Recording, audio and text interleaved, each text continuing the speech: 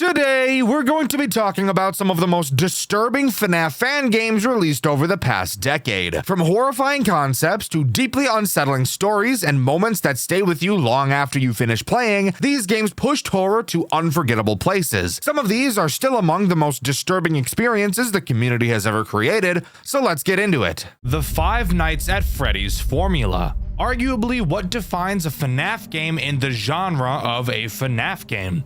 You're stuck in a small space, you can't move, and several threats are trying to eliminate you as you use a small amount of tools to defend yourself for an arbitrary amount of time. This, in a nutshell, is Five Nights at Freddy's as a genre. However, there are some Five Nights at Freddy's fan games that don't follow this formula, and if it wasn't for the use of the characters from the original game, you would have no idea that they were even FNAF games to begin with. And maybe you can think of a few games like this. The game I'll be covering today is another one of those games. A game so unique, so good, that if it didn't use official FNAF characters, it could easily be its own fantastic survival horror experience.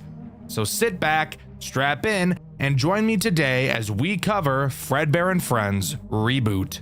You can honestly think about Fredbear and Friends Reboot as more of an Outlast, Resident Evil, or Poppy Playtime style game, purely in terms of how it plays. It's a story-based, free-roam survival horror game, except it uses characters and settings from the Five Nights at Freddy's universe, and it's honestly super cool. We play as a guy named Thomas. When this game takes place, the Fredbear and Friends restaurant had been closed for over 26 years. And together with our friends Chris, Ashley, and Richard, they all decided it'd be a great idea to do some urban exploring in the now abandoned building, not knowing that they were about to walk into a sick and sadistic death trap, the likes of which they'd never experienced before. We drive to the restaurant where all of our friends are waiting and head inside to find them. We all talk about what the plan is, and it seems like they don't even fucking have one. So like, why are we even here? No matter. We decide to all split up like Scooby and the gang to explore faster, something I would never agree to do because this building is so dark I can barely see 10 feet in front of me. So, to solve the darkness problem, Richard finds the power room as we enter the office of the building. Successfully turning the power on, I ask the question, is it even possible for a building 26 years abandoned to even be able to have power? That's a genuine question, by the way. I mean, I guess it makes sense, but like, who's paying that bill? The city? I have no idea. After having our fun in the office, we meet back up with our bald friend Chris. I know being bald isn't a crucial plot point, but a plot point I found relevant to point out. Like, imagine being bald. Couldn't be me. I have luscious locks. Bald bitch, loser bitch, boy, loser bitch. Chris tells us he wants to continue exploring to find out more about this place, which I call bullshit on because this bald loser is sitting down and is actually not exploring a damn thing. Heading back to the office, we find 2 documents for Chris since he's too lazy to go look for himself. One of the documents mentions the animatronics acting up, and the other talks about an armed man in a purple suit. I wonder who that could possibly be. We go back to where Chris was, only to find him missing. After exploring around, we realize we can't find Richard or Ashley either. We hear a voice in the distance yelling to get away, and later hear what sounds like Richard getting attacked. What the fuck? We decide to say fuck our friends and run to the exit, only to find that the door is somehow locked. We decide we need to go hide in the office since there's a door we can close to keep ourselves safe. As we run down the hallway, we run into Chris. Relieved, we go to greet him, only to watch him get snatched from something hiding in the vent on the ceiling, pulling him up into the ceiling and tearing him apart. Yeah, not this way though, not fucking that way, no we ain't. We obviously turn around and go to the other entrance of the office since I'm not about to get ganked like Chris just did. As we go to the other hallway, we can hear loud metallic footsteps following behind us. We quickly hide under the desk and hope that whatever is following us is retarded. We watch as a crooked spring Bonnie limps through the office, unaware of our location. We come back up only to hear a ring of the phone on the desk. We answer the phone to be greeted by some douchebag using voice mod like those guys that go on Valorant to flirt with any female over the age of 10. If you want to survive, listen very closely. He tells us how to survive each of the 8 animatronics. The fucking 8 goddamn cock-sucking animatronics. My god, that is a lot. I'm not going to explain every single animatronic at the same time right now because that would be boring as fuck. And trust me, this phone call was also boring as fuck. The big thing that we're told is that Fredbear is scary, and he's the reason why one of the doors to the office is broken. So fantastic, we have a door that doesn't work. What exactly are we supposed to do? I have no idea. I have no direction whatsoever aside from let's go see if I can break the exit door down. But before we can try anything, we're forced to listen to a cutscene while there are 8 hungry robots whose mouths begin to water whenever they smell my gooch. During this cutscene, we're put into the perspective of a mechanic named Simon. We're told that we have to go into the Fredbear's building to fix some of the robots because the customers reported them to be acting aggressive. So we can gauge that this cutscene obviously takes place before the shutdown. After this cutscene, we're actually put into the perspective of this mechanic as we head inside the building to solve the problem at 5 in the morning because as an engineer, we're on call all the time, yet still get paid like dog shit and are still expected to just wake up and travel at any time, even for the smallest of reasons that could 100% wait until my fucking shift starts. But alright, let's go I guess.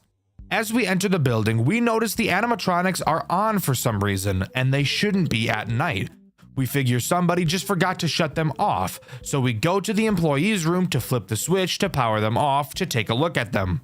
After grabbing the key from the office and heading inside, we find that the power lever for the robots is actually already off, yet for some reason, the characters are still on. We decide to just manually shut them off to work on them instead. So we walk to the stage, reach up to turn off Spring Freddy, only to get that Soulja Boy cranked on us and get knocked the fuck out by a guy who I can only assume to be the guy we heard on the phone. We come back to playing as Thomas again, and are tasked with obviously finding a way to get the exit door unlocked. We find a key to the bathroom on the office shelf and head down the hall to go inside. Inside of the bathroom, we find a hammer that we hope we can use to break the lock on the exit door. However, as we exit the bathroom, we see the non-attractive, fat-ass version of Chica heading in our direction, so we quickly jump inside of one of the stalls to hide. We hold our breath as Chica passes by and quickly run out to the exit door. We break the handle to the door and open it, seeing the final exit door. We don't get far before Foxy jumps out at us for some fucking reason. This door was locked? Why the hell was Foxy on the other side of it? Oh well, what the fuck ever. It's a little bit more important right now that we run away from the murder robot behind us. We run back to the employee room and hide behind a shelf. Foxy walks inside, but before he can find us, he hears a noise coming from the door inside of the room. Opening it, he finds who I can only assume to be Richard and jumps him like he's in Detroit. We take this chance to book it back to the exit. As we run, we hear Richard getting torn apart, screaming. We get to the door just in time, and Jesus fucking Christ, the door is gone? What the fuck? Let's ignore the fact that this doesn't make sense, because I don't think I need to explain to you why a door disappearing doesn't make sense.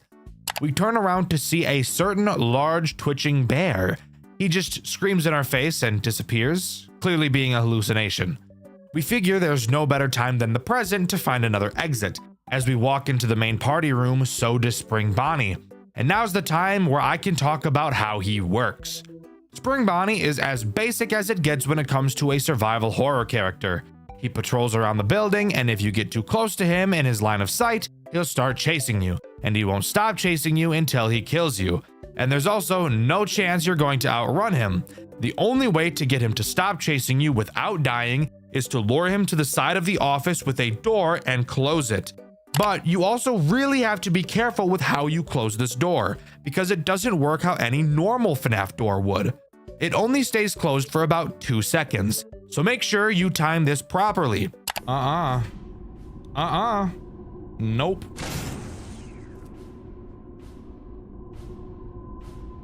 Oh! I closed it! I fucking closed it! I fucking closed it! I fucking closed it! I'm dead. I'm dead as shit. If you do, Spring Bonnie should be teleported to a different room in the building. We maneuver our way around Spring Bonnie and eventually make it to the other exit of the building, only to find that the door is missing too. Isn't life just so awesome sometimes? It's at this moment we hear Richard scream, which confuses me because I thought Richard just got killed by Foxy. So if who we heard just now was Richard, then who did Foxy just kill? It couldn't have been Chris because we saw Chris get killed by the fucker in the vents. It also couldn't be Ashley because it was 100% the scream of a man. And it can't be the engineer because he entered the building in that cutscene 26 or more years ago. This is not important at all, so let's actually continue talking about what's happening, shall we? We head back to the office where we heard the scream, only to find nobody there. We figure for some reason we should go back to the employee room. Why? Ask Shitlips Thomas, because I can't figure out a good reason to go back there, but apparently he's the FNAF expert, and not me. Before we can continue, we get another engineer cutscene. We're dragged into a back room and we overhear two people talking. Well, really only one person talking, because the other guy has his voice changer on so deep thinking it'll make the e-girls wet, so I really can't even hear him. Why didn't you just kill him? Really? Dave, you know exactly what happened before.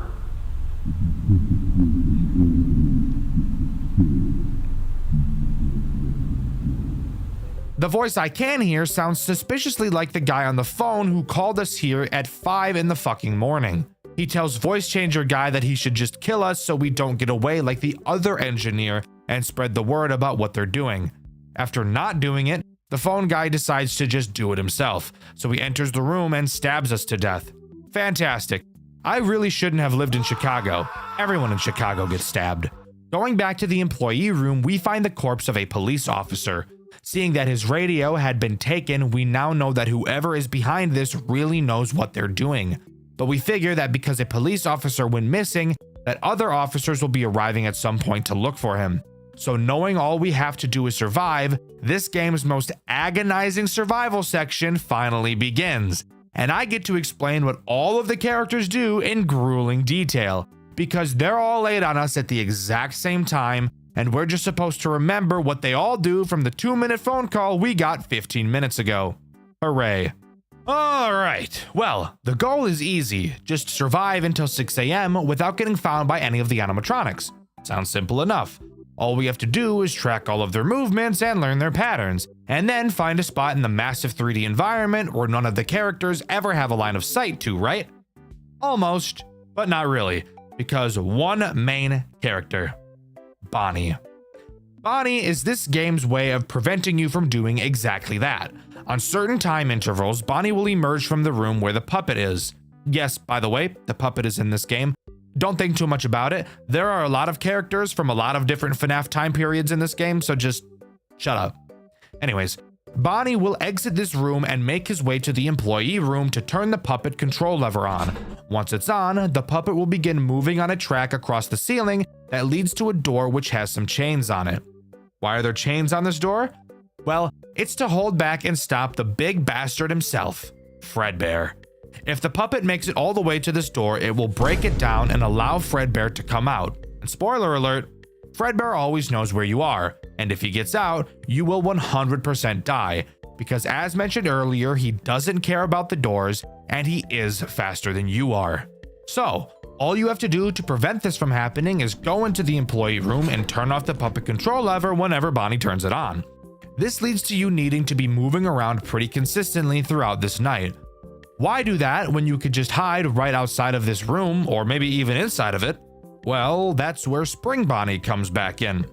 Spring Bonnie, and in fact every character during this section, has a very specific movement pattern that they will walk in. And thank God they do, because memorizing these patterns is the only reason I ever completed this section. Spring Bonnie has the habit of walking into literally every single room in the building, and his line of sight is really large, so you will have to always maneuver around him. Also, if that wasn't awesome enough, with every hour that passes during this section, each animatronic will become more and more agile, which really just means their line of sight increases. Chica is the next character I want to quickly mention, and she is pretty boring as a character. She's just Spring Bonnie, except her path doesn't cover as much ground as his does. Her line of sight also appears to be a lot smaller than his, so that's good news, I suppose. She does go through the main party room a bit during her cycle, and that will become important later when I go over my amazing strategy. Let's cover Freddy next, as he will probably cause you the least amount of issues out of every character in this game. Freddy will randomly spawn in random rooms, typically next to the doorways. All you have to do is not walk directly into him. He won't chase you, but if you get too close, he'll instantly kill you. So really just make sure you're watching where you're going. Mangle isn't that terrible either. Side note, I know its name in the game isn't actually Mangle, but fuck you. It looks just like her, and it crawls through the fucking vents like Mangle, so I'm calling it Mangle. Mangle is also the one that killed Chris in that cutscene earlier too, by the way. Mangle is also incredibly easy to deal with. On the floors and ceilings of certain rooms, there will be large vents. Occasionally, you may notice wires coming out from those vents. That means that Mangle is waiting there, and if you walk by, she'll snatch you up. So once again, just like Freddy, open your eyes and you'll be just fine. Foxy is the only real problem during this night, as he's a random character with no pathing, and is also super easy to forget about. Foxy has the chance to be hiding behind any doorway at any time. The only way to tell if he's there is by standing next to the doorway and listening for quiet breathing. For some reason, you can't just move to one side of the door and check if he's standing there, since you literally can't see him even if he is there, which is something I died to in my playthrough, and you can see that over on my second channel, Dxtr Black. That's really all of the problems to worry about during this night, but Bonnie is obviously the most dangerous. So, how should you go about pulling this off? Well, when this game first came out, there was a super awesome glitch you could use to cheese this entire section.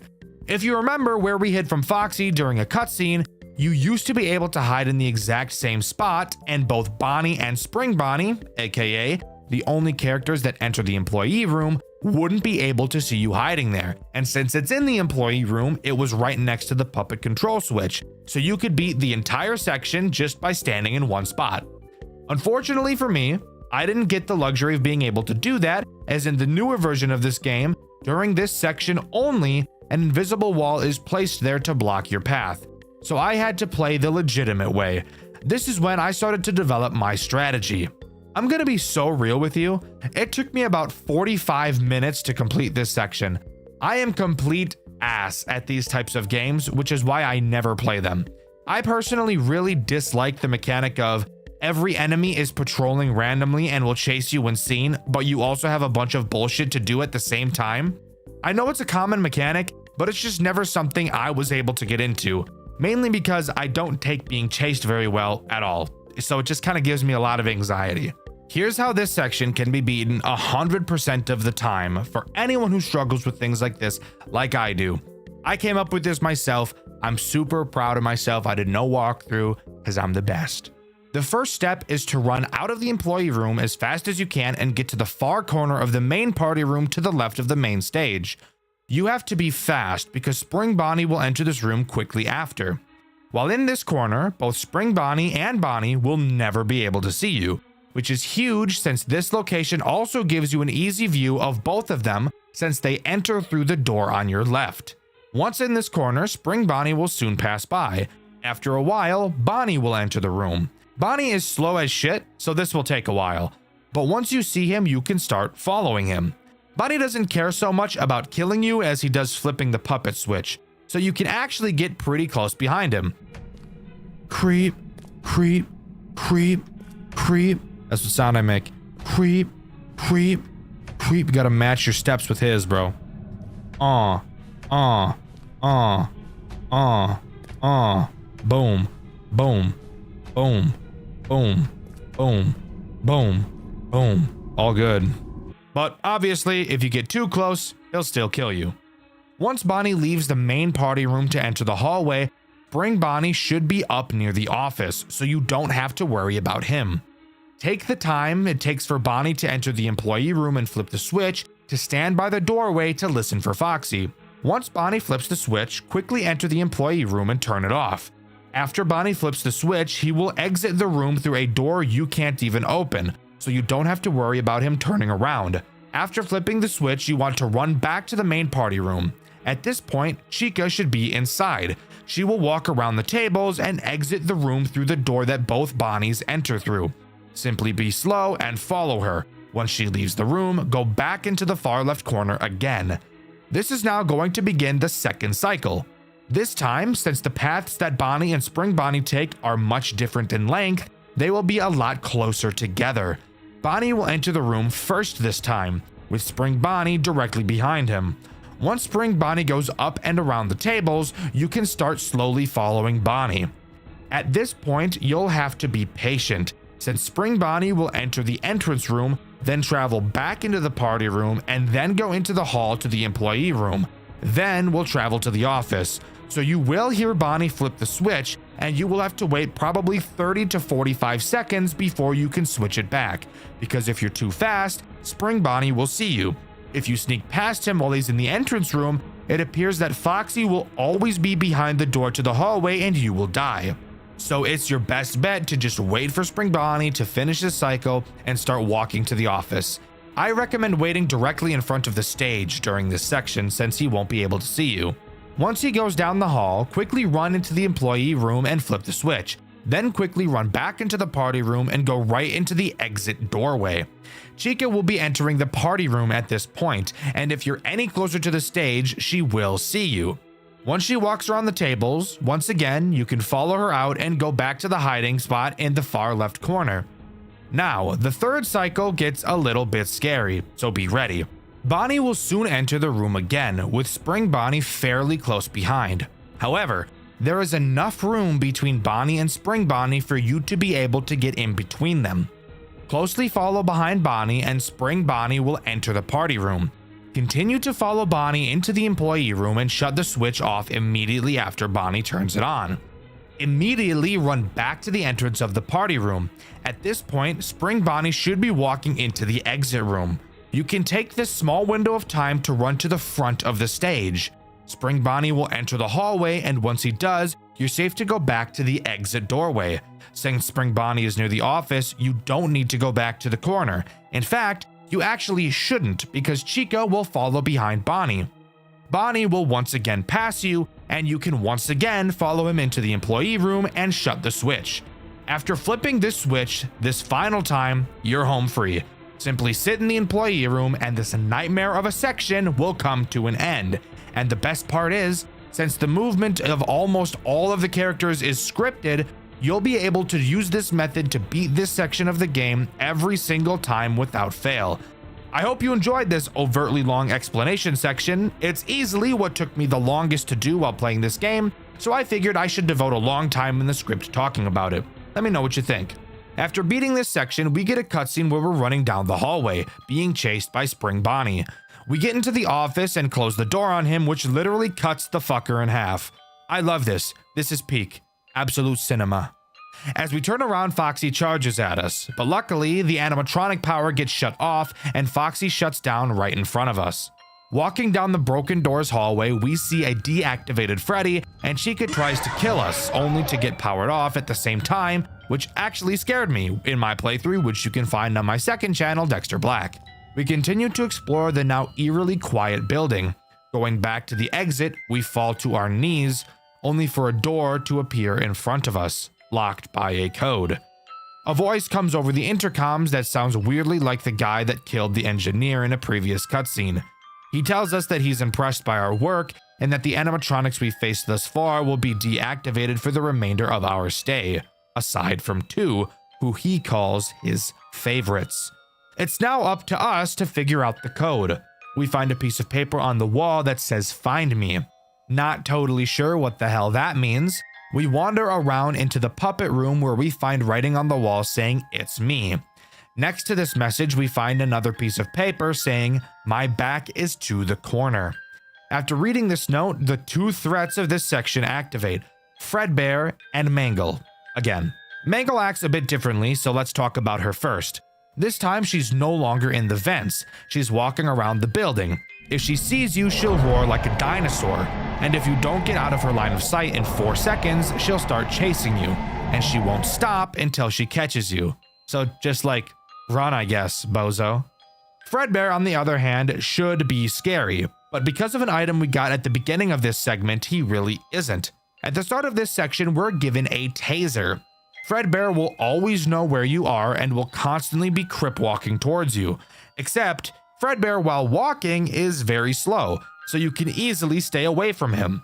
Every once in a while, he will also roar for some reason, and will then begin to charge at you. While he's charging, he will be faster than you, but when he gets close, use your taser to stun him and he'll go back to walking. So avoiding the threats on this segment is honestly a cakewalk compared to what we had to deal with during the last section. Now, I had a stroke trying to figure out what my back is to the corner meant. What you have to do is find Freddy, since his back is to the corner of the wall. Except not really, because his back is just to the wall, not really the corner. Regardless, on his back is another note stating camera 2. I've neglected to mention the cameras thus far, but that's because they're literally completely useless for the most part. Throughout the building, there are several monitor stands where you can place your monitor, because I guess you can't just hold a fucking iPad with your hands. You instead need a holder like a toddler who blares annoying ass YouTube videos while in a public restaurant, and the parents just find nothing wrong with that since they'd rather have the internet raise them instead of them.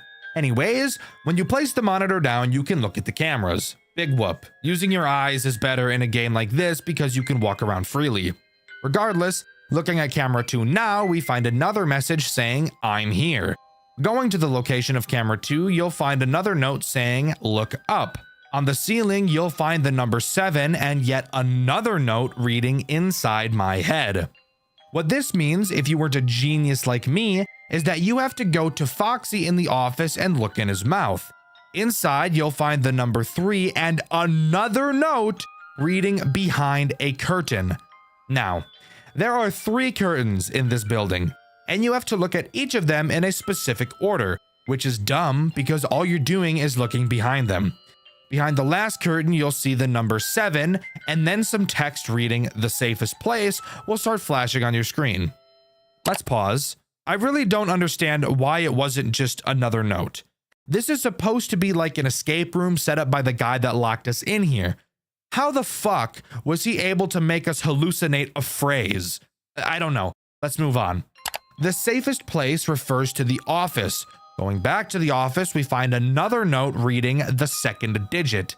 Obviously, the second digit is the number 3, as it's the second digit we found on this little scavenger hunt. Finally, going back to the exit door, we can type in the code 6373. Fun fact, by the way, you can actually just type in this code at the start of this section if you don't want to go through all the bullshit I just explained, because there's no check here to see if you have or not. But after punching in the code, the door disappears. Opening another door that it was covering leads to another room with no fucking door. Falling to our knees again, all of a sudden the door reappears for some reason, and a bunch of police officers barge in past us, and we're taken out of the building to safety. After being rescued, we're shown a cutscene where Thomas is either being interviewed by police or is in a therapy session. I can't quite tell which one is correct. He freaks out about his friends being killed and then realizes he never heard anything from Ashley. No screams, no body found, nothing. This makes him tweak like when I'm in line at the grocery store and some 40-year-old mom pulls out her own grocery bags to save the environment. You want to know what I do when I see someone using their own bags in the grocery store? When it's my turn in line, I tell the bagger, hey, all my shit, double bag it. Anyways, after this cutscene, we're thrown into the credits, but that's not where this game comes to an end. We actually get a post-credit scene like it's a Marvel movie, where Thomas is in his room. He wakes up in the middle of the night and looks out his window, only to see the silhouette of an animatronic we never saw in the pizzeria staring back at him. And finally, Fredbear and Friends reboot comes to a close. Overall, I think this game was a super enjoyable experience. Did I get overtly frustrated and almost give up while playing the survival section? Yes, but I beat it, and I'm glad I did. The story to this game is simple and nice. There's no retarded digging that we have to do to learn the simplest things like a fucking name of a character, Scott, asshole. We're instead just given a story the way it should be given. A few mysteries here and there, but nothing so overtly frustrating that it makes it not fun to figure out. The game looks gorgeous, it plays well when you understand what you're doing, and overall I would highly recommend you give it a go. Obviously, from the teaser we saw at the end of the game, a second game was clearly in the works. But with no updates for several years, and it being confirmed that at some point the game's development was put on halt, and given the fact that this game came out 7 years ago, I don't think it's very likely we'll see Chapter 2 anytime soon. But hey, only time will tell. But let me know what you think. Do you agree with me, or do you think this game was actually doo-doo ass rank? When I'm looking for FNAF games to cover, I usually look for a few baseline things, a few bare minimums. However, I do also look for games that have a bit of a goofy aspect to them. For example, the fact that Five Nights to Remember literally has Gooner bait built into it. I think stuff like that is pretty funny, so it's definitely something I look for when determining which games are going to get a Dxtr White video. The game I've played recently started fairly normal with a gameplay loop I enjoyed.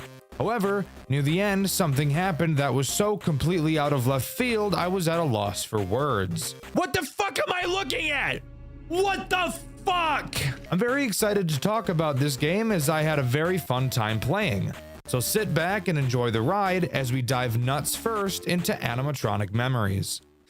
Animatronic Memories starts as many official FNAF games do, that being showing a newspaper clipping asking for a security guard to monitor the building at night.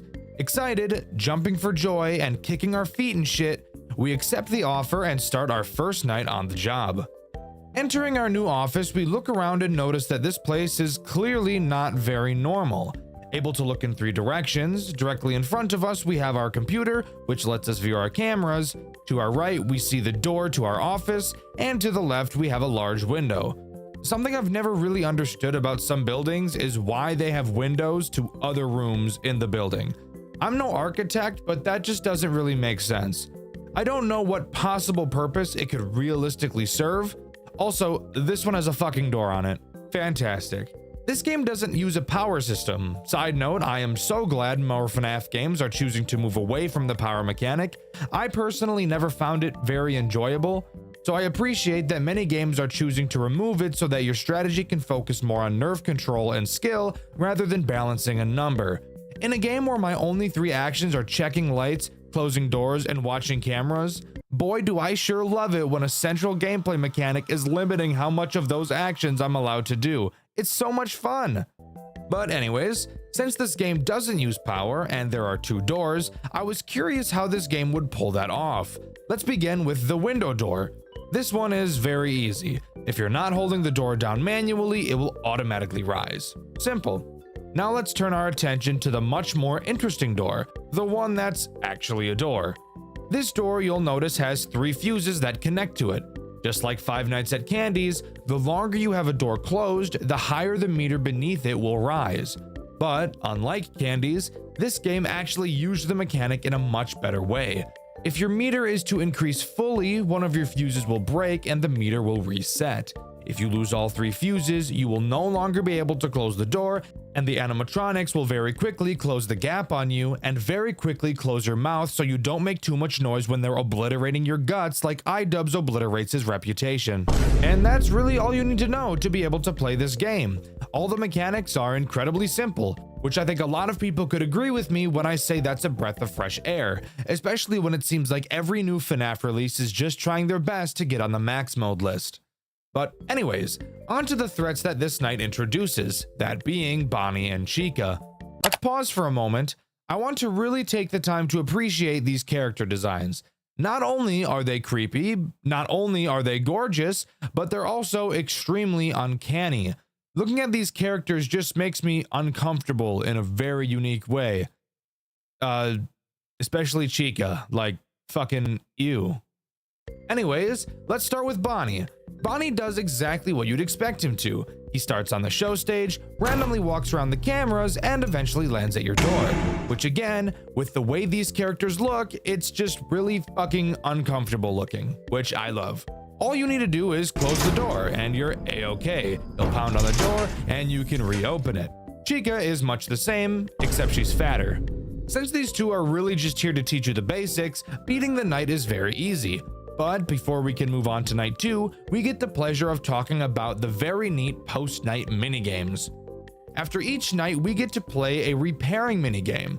I will say, technically speaking, these aren't really games at all, more just a holding down the mouse simulator, but I love little extra things like this. I would have enjoyed them in a game like Jolly as well, but unfortunately for that game, especially Jolly 3 Chapter 1, the minigames there take so fucking long, I'd rather rip out my own catheter than ever play them. However, in this game, they're short, sweet, and pretty fun for what they are. We're always tasked with replacing a piece of whatever animatronic is given to us. On night 1, that's Bonnie. The challenge of these nights, if you can even call it a challenge, come in the form of the character behind us, a ratchet-ass looking female balloon boy who probably has a clussy. What the fuck? Holy fuck! Throughout the minigame, you will hear her making noises behind you, slowly inching closer and closer. When she gets too close, you'll have to quickly whip around and fucking tase her, which I think is just awesome. Afterwards, she'll back up off you, and the cycle continues. Overall, not too difficult, but something extra that I think adds some spice to the game. Something you'll notice about the night sections is that they feel a lot shorter than most FNAF games, and that's because they are. But where the game lacks in length of night segments, it totally makes up for in the form of its 8-bit minigames. Usually, I fucking hate these, but I actually don't mind the minigames found here. Let's go over the post-night 1 8-bit minigame. The purpose of these minigames is exactly what you'd think, that being introducing lore and of course sliding in some secrets that allow for a different ending. This game only has 2 of those, thankfully, so I'll be going over the process of getting the true ending right now because no shit. In the first minigame, you play as Freddy. It seems that throughout these minigames, all the characters are preparing for a party. In each minigame, whichever character you play as will have a different task to complete. Freddy's task is being a fat lazy fuck and just talking to the other characters. Wow, Freddy, you're really taking pages out of your toy counterpart's book, huh? Fat lazy piece of shit. Yeah, watch all your coworkers do the work and still take the credit at the end, dick. Anyways, completing the task is obviously not what's important in these minigames, as if you are to complete the tasks, the minigame will end and you won't be able to collect the secret item you need for the true ending. What you should really focus on doing is finding a glitched sprite somewhere around the building. Very similar to going into the glitched areas in FNAF World. For Freddy, the wall will be glitched between 2 tables at the bottom of the map. Touching this glitched area will bring you back to some black space Amori type shit. In this black space, all you have to do is find a Freddy plushie and bring it to one of the crying children. After doing so, you'll be met with a black and white animatic, in which you're in the POV of a kid entering a Fazbear location before getting lured into the back room by a man in a bunny costume. Fuck that molester, bro! Get him out! No, get that fucker out of here, bro! Oh my god.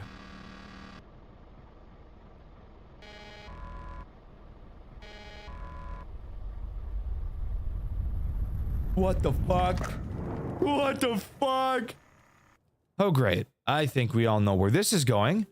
Moving on to night 2, which introduces one new threat, that being Freddy himself, the hulking, titanous, gargantuan-ass bear.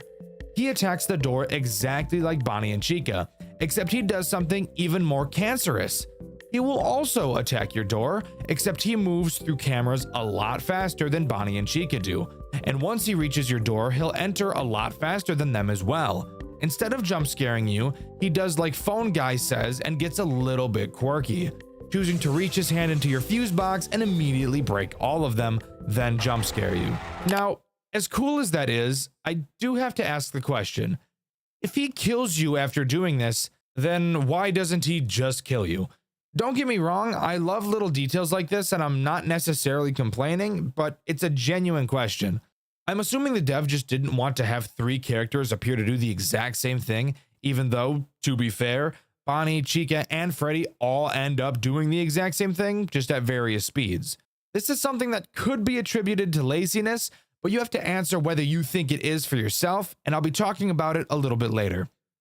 Post Night 2 repair needs you to fix up Chica and her cupcake. Ew! Ew! Bro, this bitch is disgusting, dude. Again, this is much the same as the last one. Tootsie, which, yes, by the way, is that clown's name, is more aggressive, but it's still pretty easy to deal with. However, the post-night 2 minigame is different, and that makes me excited, because, would you believe me if I said this, I will actually enjoy talking about the lore in this game. I know, crazy. Turns out, when I'm told a story where I don't have to spend a billion fucking hours searching for answers, that actually makes it fun. Anyways, in this minigame you play as Bonnie, and the goal of the minigame is to do some sweeping, aka manual labor, something Toy Freddy would avoid at all costs because he's unemployed. But fuck actually doing the task at hand, that's for retards. Instead, we're going to warp the fabric of space and time by touching a busted up table and be teleported directly to hell. Doesn't that sound way better than doing the everyday tasks of a customer service job? Awesome. Well, once you enter black space, all you need to do is find a Bonnie plush and once again give it to one of the crying children.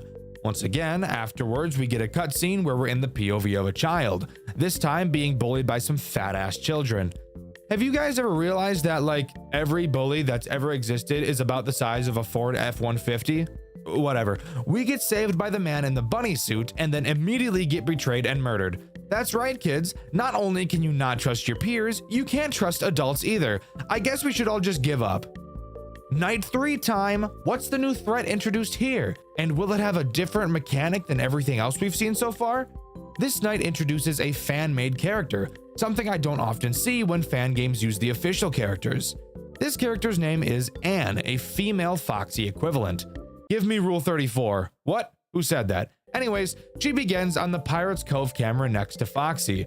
She will, just like Foxy from Five Nights at Freddy's 1, move through phases on the camera until she's ready to attack. When she does, you'll be able to see her run off of the Pirate's Cove camera, wherein she will then book it to your window. When she arrives, you will have to quickly close it until you hear her leave. So, hey, something new, kind of, not really, it's just another door, but I guess that's better than nothing. Oh, did I mention Foxy also activates on this night? Well, he does. Wanna know what he does? Disappointingly, it's the exact same thing Anne does, just a lot slower.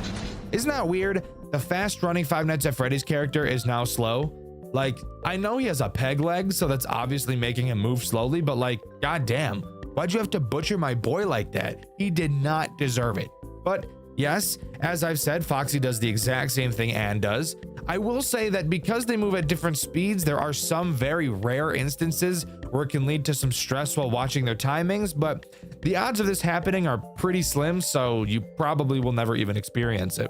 That's honestly my biggest problem with this game. It looks amazing, I'm interested in the story, the sound design is fantastic, and you even managed to make me enjoy the 8-bit minigames. But this game has introduced 5 characters so far, and yet somehow, with 5 characters, there's only 2 mechanics to deal with all of them, and both of those mechanics are closing a door and waiting a few seconds. I've tried my best to think about how I can view this positively, but I really just can't. Sure, I personally like it when FNAF games aren't too hard and I can beat them without too much strain, but I can easily see how this game's mechanics could be a turn-off for some people. There's just not enough happening to keep a lot of people interested. We have one character to talk about who switches up the mechanics a little bit, but I still don't even think that's enough, especially given the time this game was released, that being February of 2025. You might question my complaining of this. Dxtr, the original Five Nights at Freddy's only had 1 mechanic, 2 if you're being generous and calling Foxy a different mechanic. And to that statement, I'd agree. However, there are 2 points that I have to give to that argument. Yes, FNAF 1 only had 2 mechanics, closing the door and stalling Foxy. However, the first thing you need to acknowledge is that Five Nights at Freddy's 1 was released in 2014 and was a pioneer of an entire genre. It has been 11 years since that game's release. I think it's reasonable to expect newer games in the same genre to have evolved, and for the most part, they totally have. Look at The Joy of Creation, Tycoon Sons Lumber Co., Showman's Awakening. All of these games have added so much to the central idea that is Five Nights at Freddy's. This game just doesn't do that. On top of that, let's dive a little bit deeper into Five Nights at Freddy's 1 for a moment. While yes, the only real mechanic in that game is closing the doors for defense, we need to talk about the synergy between Freddy and Foxy. Foxy requires you to look at your cameras to stall him. If you don't, while yes, you can close the door to keep him out, with every pound your door will lose power dramatically, which incentivizes you to look at him. It seems Scott saw a potential bore in this design, so he made Freddy work the same as the others but with a twist to synergize. Freddy can't enter your office while your cameras are down, and he's the only animatronic that will never move backwards, meaning that once he's at your door, he will stay there. He's also the only door animatronic that will not break your buttons, so you don't have to close the door while you're in your office. However, on the contrary, he doesn't work the same way the other two door animatronics do. You can't see him when the light is on, and at the same time, Chica can be at your door while Freddy is also at it because of this. Because of this mechanic, it's very likely that Freddy will be at your door for most of the night, especially on nights 5 and 6. Since the game forces you to check your cameras to stall Foxy, this leads to you needing to close your door before you check the cameras to not have Freddy enter. This is a good synergy between two characters and is why I wouldn't complain about this in that game. In animatronic memories, however, there is no difference between characters that attack the same way like this. Freddy, Bonnie, and Chica all do the exact same thing. Anne and Foxy also both do the exact same thing. Sure, Freddy may break your fuses first, but that doesn't change the fact that he's still doing the exact same thing. Just going to your door and killing you. He just happens to have an animation before that happens. Now, is this a bad thing? I think that's more up to a case-by-case basis. While yes, I do feel that it's boring, I still had plenty of fun playing this game and I would still recommend it to people. I just think it's obviously important to point out flaws like this when analyzing a game. Sorry about that tangent. Moving on to the repair minigame. In this one, we're asked with fixing up Freddy, who has some insane crow's feet. Like, holy shit, this guy's old as fuck. But this doesn't change anything from the last two, so let's move on to the 8-bit minigame. In this minigame, we play as Chica, tasked with collecting ingredients for a cake. Shut the fuck up! I don't care about your bitch-ass task! Let's go to hell! Oh, but before we do that, I should mention that there's an endoskeleton that starts spawning, and if you touch it, you die. So, like, don't do that. Anyways, once we're back in black space, you once again have to get a plushie. This time, doing so is a bit different. You'll see several eyes on the floor. Interacting with them will cause them to close. Once you close all of them, the plushie will spawn and you can give it to the child. After doing so, we're shown another cutscene, this time in the POV of a child who wants a prize from the prize counter. The man in the bunny suit gives us a Chica plush before inviting us to the back room. Once inside, he stabs us, and the last thing we see is our Chica plushie on the floor as we bleed out. So, that's sad. Dude, that's fucking cool as shit, bro. That's cool. No, not her, please! Please, don't ruin your game. Please don't do it, please. Please, I'm begging you, don't ruin your game. Don't add a music box. Please, please, please, please, for the love of God, don't do it. Anyways, night 4 time. This introduces Harley. What? Who the fuck is Harley? Well, the marionette, of course, duh. The marionette thankfully doesn't work in the way you think she does. No music box to wind because the developer of this game isn't Satan. The marionette has 2 different ways of attacking you, something I think is awesome. I think it's super cool when characters can do more than one thing, and I think it's something I'd like to see more often. Her first attack consists of her attempting to shut down the cameras. When she leaves her box, the camera has a chance to glitch. If it does, you have to quickly find her on one of the cameras and press a newly appearing sound disruption button to make her fuck off. The other option of attack is through your vent. I didn't even tell you guys that we had a vent because it's never really important. Instead of glitching the cameras, when Harley leaves, she can make a bell noise as well. When you hear that, you will need to quickly check the kitchen camera and shock her ass, because once she enters it, you're gonna be completely done for, as there's no way to stop her once she enters. Oh hey, something new!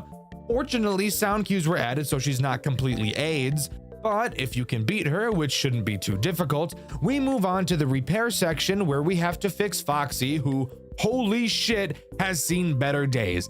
God damn, what'd they do to you? First a peg leg and now they filleted you? What the fuck? But after that, we can move on to the 8-bit minigame. Hooray! In it, we play as Anne. Who gives a fuck what the task is? Let's go to the black space using another table. Hooray!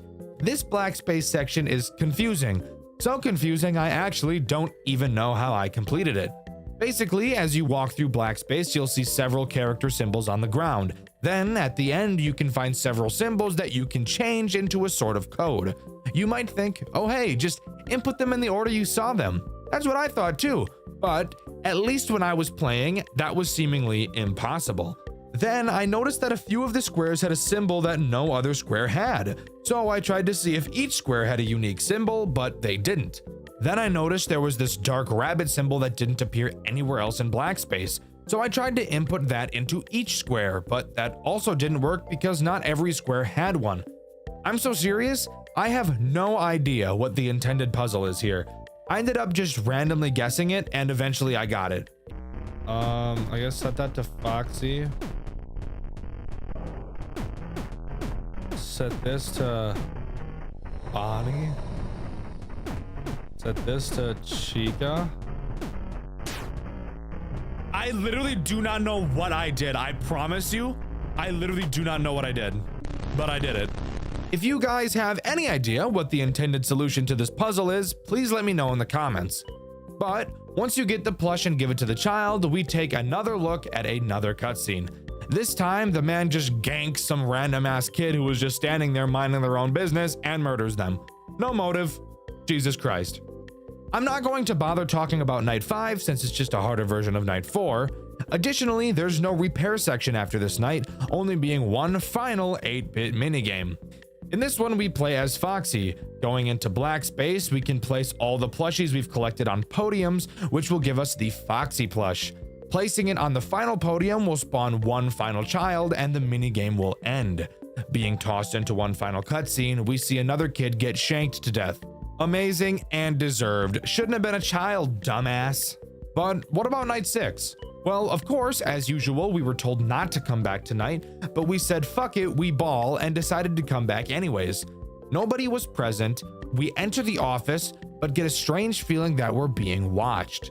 Night 6 is just a harder version of Night 5, but however, if you got the bad ending by not collecting the plushies in the black space and the 8-bit minigames, this night will be completely different, but we'll cover that later. After completing the night, a literal masterpiece of a cutscene plays out. Seriously, I can't undermine how amazing this cutscene really is. It starts with us standing in front of the arcade machine. Our suspicions are confirmed when Afton comes up behind us and fucks our shit up, knocking us out. Soon after, the arcade game glitches as fuck, and all of the animatronics walk into the back room. And let me tell you, they're itching to serve up a knuckle sandwich. Jesus Christ. Cut that out, that's corny as fuck. Afton pulls out a shocking device to fuck with the robots, which shuts them down. Thinking he's won, Afton lets his guard down. That's when the spirits of the children attack him. They loosen a pipe on the wall and break it off. They shove Afton onto it, and as the pipe impales his chest, his lungs fill with blood. He slowly dies, staring at the ones whose lives he so easily took. We wake up to see the souls disappearing, finally able to rest. We leave the building, and animatronic memories comes to a close. That is, if you chose to do the true ending. And even though that final cutscene is actually a cinematic masterpiece, I actually think the bad ending is more enjoyable. Why? Well, if you don't collect the plushies, when you re-enter the building on the overtime night, instead of entering the office, we go into an unknown room with several bags laid on the floor. Opening them up, we find the actual fucking remains of the children. What the fuck? This game is so cool. Caught off guard, Afton kills us. However, before we can pass on, a shadow rabbit pulls us into the darkness and we enter another fucking dimension. What the fuck am I looking at? What the fuck? That's right, the overtime night in this game is different depending on which ending you get, and goddamn, that is one of the coolest things I've ever seen. You'll notice that this office is set up in the same way as the normal office, having 3 directions to look in, one your desk, another your door, and the final being your window. Let's go over each threat because there's a few of them. Starting with the Shadow Rabbit, you'll have to constantly watch your cameras in case he appears on one of them. When he does, you have to press the big goofy ass red button on your desk to make him disappear. And that's really it for him. And that's actually the only reason you ever have to check the cameras. So, how do the other characters add anything of substance? I'm glad you asked. I'm gonna tell you because it's a fucking review, dumbass. You'll also notice on your desk you have 2 masks. Now, if you're anything like me, seeing these 2 things scare you a little, but I promise the mechanic with these 2 isn't ass at all. Occasionally, you'll see either a fucked up baby clown face or a Ballora looking face appear on your static monitors. Whichever face you see is the mask you will have to put on until the face goes away. Bada bing, bada boom, that's another threat down. Now, the main threats we're being attacked by in the bad ending are the souls of the children, because by not collecting the plushies, we've basically been neglecting them. At your door is where Bonnie attacks. The door starts closed and is closed most of the night, with you actually not even being able to open it. Occasionally, Bonnie will attempt to force it open, and flashing your light at him will cause the door to close. Leave it open for too long, and I bet you can guess what'll happen. Moving back to your desk is where Chica will attack. Chica herself doesn't kill you, but she can be a pain in the ass if you're not ready for her. Right before the hour is about to turn, she'll reach onto your desk to pause your clock. Click her and she'll leave. But you have to be fast. If she manages to pause your clock, you'll have to complete that hour again, making the overall night last longer. This is honestly a mechanic I think is pretty damn interesting. While yes, it's annoying if you don't catch her, the way to beat her is easy enough that it isn't bullshit to deal with. Easy mechanic with a horrific consequence. I love it. Moving to your window is where Foxy and Ann are. Sadly, once again, both do the exact same thing. Occasionally, they'll pound on your window, which is now boarded up by metal bars. All you have to do is hold your flashlight on them and they'll eventually leave. Very basic. Once again, literally identical to Bonnie, just in a different location. Shine your flashlight, they leave. The final threat is Freddy, who, once again, like Chica, can't kill you by himself, but is a big annoyance. Occasionally, he'll jump in front of your face and block your view.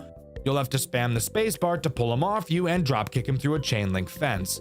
But after that, those are all the threats. If you can manage to hold off long enough, you'll enter one last cutscene, albeit not as grandiose as the true endings. You manage to escape the grasp of the souls. As you attempt to pass on, you look back and see the souls desperately trying to pull you back into the darkness. Escaping the souls, leaving them behind to suffer forever. You move on to the afterlife and finally fucking die. So yeah, very stark contrast between the 2 endings. I actually felt like there was a major difference, unlike in most FNAF games, which I can definitely appreciate. But with that, as far as I'm aware, that's all Animatronic Memories has to offer. Overall, I think Animatronic Memories is an enjoyable experience. I only got 1 ending in my playthrough, and I probably wouldn't want to get the other. Not because I don't want to see it, but because of how lackluster the gameplay loop is. With there really only being 2 mechanics, closing doors and shocking the puppet, I don't want to discourage anyone from giving this game a try. It's fun to play, it's an engaging story that's easy to follow, and that is something I can definitely appreciate. Scopophobia is the irrational fear of being persistently stared at or watched. For most people, I feel being watched is one of those things that is just universally feared. Several forms of media have been made around it, from books to movies, and of course, horror games. But what about FNAF games?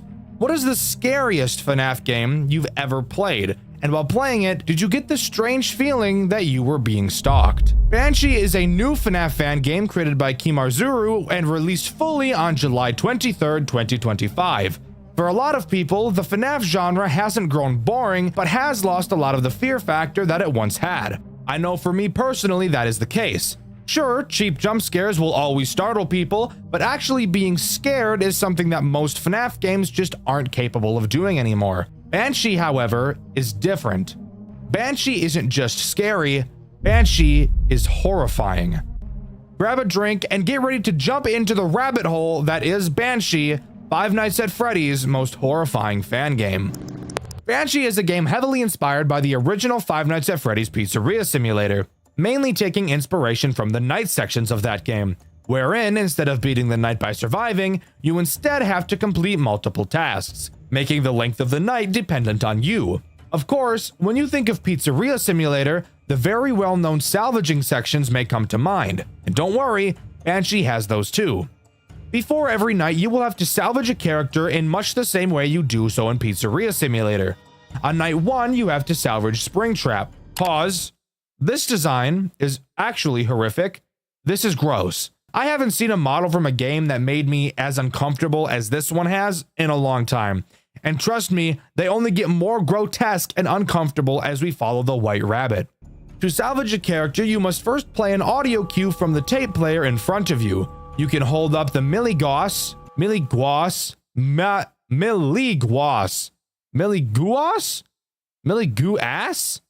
I don't know, to measure the animatronic's aggravation. As you play the audio, the meter will slowly rise, and having it stay on the highest setting for too long will result in a death. Additionally, your tape player may start to malfunction while the sound is playing. If you hear this, you must stop playing the tape for a few moments before turning it back on. The animatronics do not like when the tape player is broken.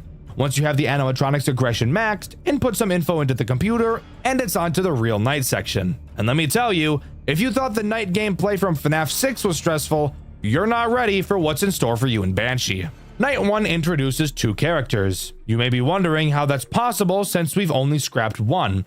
And that's because one of the 2 characters was in your restaurant from the beginning, that threat being Yellow Bear. Ooh. Wait, am I not safe? Why do I get the feeling that I'm not safe? What the fuck was that? But before we can talk about the threats this night has to offer, we first need to talk about the tasks at hand and our environment. In our office, we obviously have a computer, as well as the doors to our left and right, and a window in front of us. Pressing Control will open up our computer, and this is where the first stressful mechanic comes into play. Unlike most FNAF games, where you have your mouse as the main source of user input with the occasional control key, Banshee makes use of your entire keyboard. No, I'm not joking. Your computer has 2 screens, your command screen and your camera screen. You may notice you're unable to press any buttons on the camera screen that would allow you to see around the building. So, how do you see additional cameras? This is where your command screen comes into play. By typing the command CC and pressing enter, you will get access to your camera controls, which is obviously what the CC stands for, dumbass. You can then use your arrow keys to transfer up and down between cameras. No, you cannot use your arrow keys if your camera controls are not up, which means if you're working on something else like a task and need to check a different camera, you will need to type in the camera control command and then start sifting through the cameras. This is obviously stressful as fuck for a number of reasons. On later nights when things begin becoming more hectic, if you're not a fast typer or you can't remember where the keys on your keyboard are without looking, then this will pose a very obvious problem. I mentioned your tasks. What are those exactly? Well, you have 4 tasks you have to complete. Kind of. You don't actually have to complete any tasks to beat Banshee, as there still is a 12 to 6 a.m. timer. So, what's the purpose of the tasks? And to be truthful, the answer is that I don't really know. At the end of each night, it tallies how many tasks you've completed, and that seems to have something to do with how much money you get.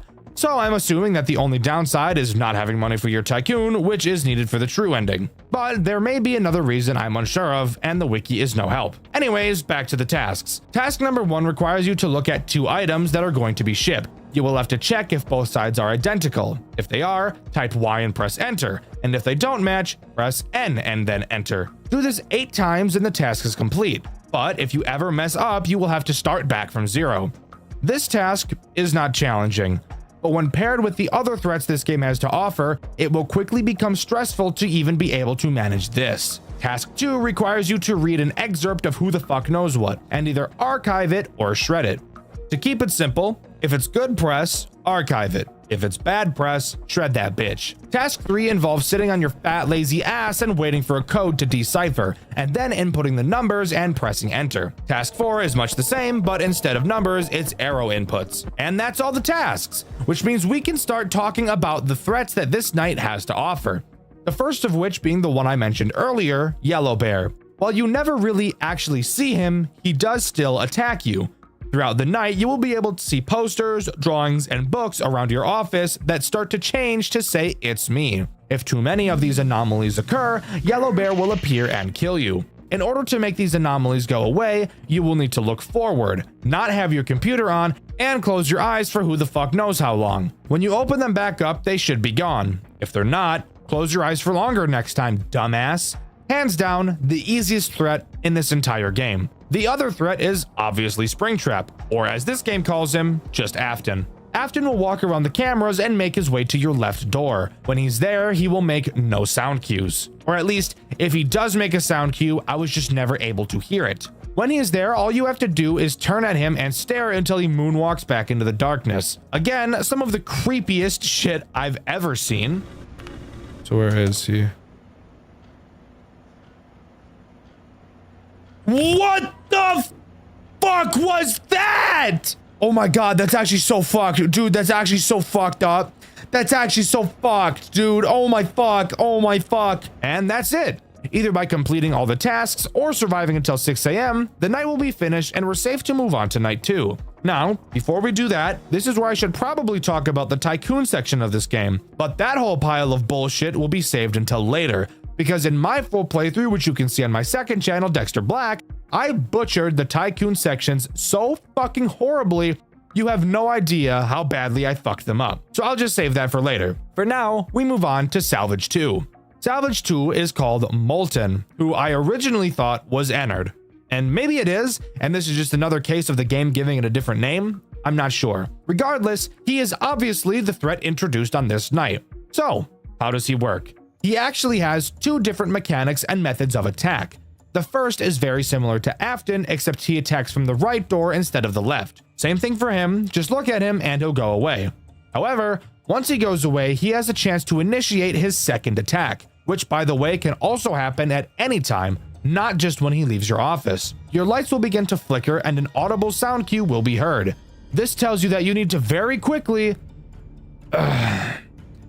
find Molten on the cameras. God, is there a FNAF game in existence that doesn't have this fuck-ass mechanic?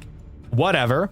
Obviously, you'll probably be doing a task when this happens, so you'll have to type the camera control command and then start using the arrow keys to find him. When you do, you will need to type play and press enter, which will begin playing an audio lure on whatever camera you're looking at. This audio lure will make Molten piss off, which makes everyone happy. Overall, not too difficult. However, from what the community has said, Molten by far caused more deaths than any other character, and I can somewhat agree on that. Night 3 has a scrap Lefty, who in this game is a girl. Maybe Lefty was a girl in the original too? I'm not sure, not important. Lefty can prove to be a very frustrating character, but once you understand how she works, it really shouldn't be an issue. Lefty will very slowly move through the cameras to get to your office. However, if she gets to your office, she'll kill you no matter what. So you have to find a way to keep her from reaching you. Once she progresses to a camera, she will never move back. However, you can use the audio lure on whatever camera she's in to slow her down. This won't stop her from moving, but it will slow her progress dramatically. So much so that even on the hardest non-custom night she appears in, she only ever moved once for me. This obviously does bring up a conflict with Molten, but with how slowly Lefty moves, getting back to her camera in time to put the lure back on really shouldn't be much of an issue. Night 4 introduces the final new character, Baby. Baby is easily the most infuriating character throughout this entire game, and it's not even close. Baby will move through the cameras. Who the fuck cares? Once she's in your office, she will appear in the window in front of you. After a few seconds, she will either walk left or right. Depending on which direction she walks, you will have to close the door on the corresponding side. Something I didn't even know you could do up until this night. After you close the door, a small sound cue will play letting you know she's left, and then you can reopen the door. This doesn't sound too hard, I hear you saying. Well, I haven't told you about the bullshit butt-fuck wombo combo butt-bang strategy that she has. Basically, the bullshit butt-fuck wombo combo butt-bang strategy involves Baby doing a fucking fusion dance with Molten. And when they do, they decide it'd be really fucking funny to attack you at the same time, which, if you couldn't have guessed already, is literally an immediate loss, as both means of fending them off take up a decent amount of time. The amount of time it would take is enough to have the other butt fuck you in the ass, hence the name bullshit butt fuck wombo combo butt bang strategy. There's baby up there. Oh. Yeah.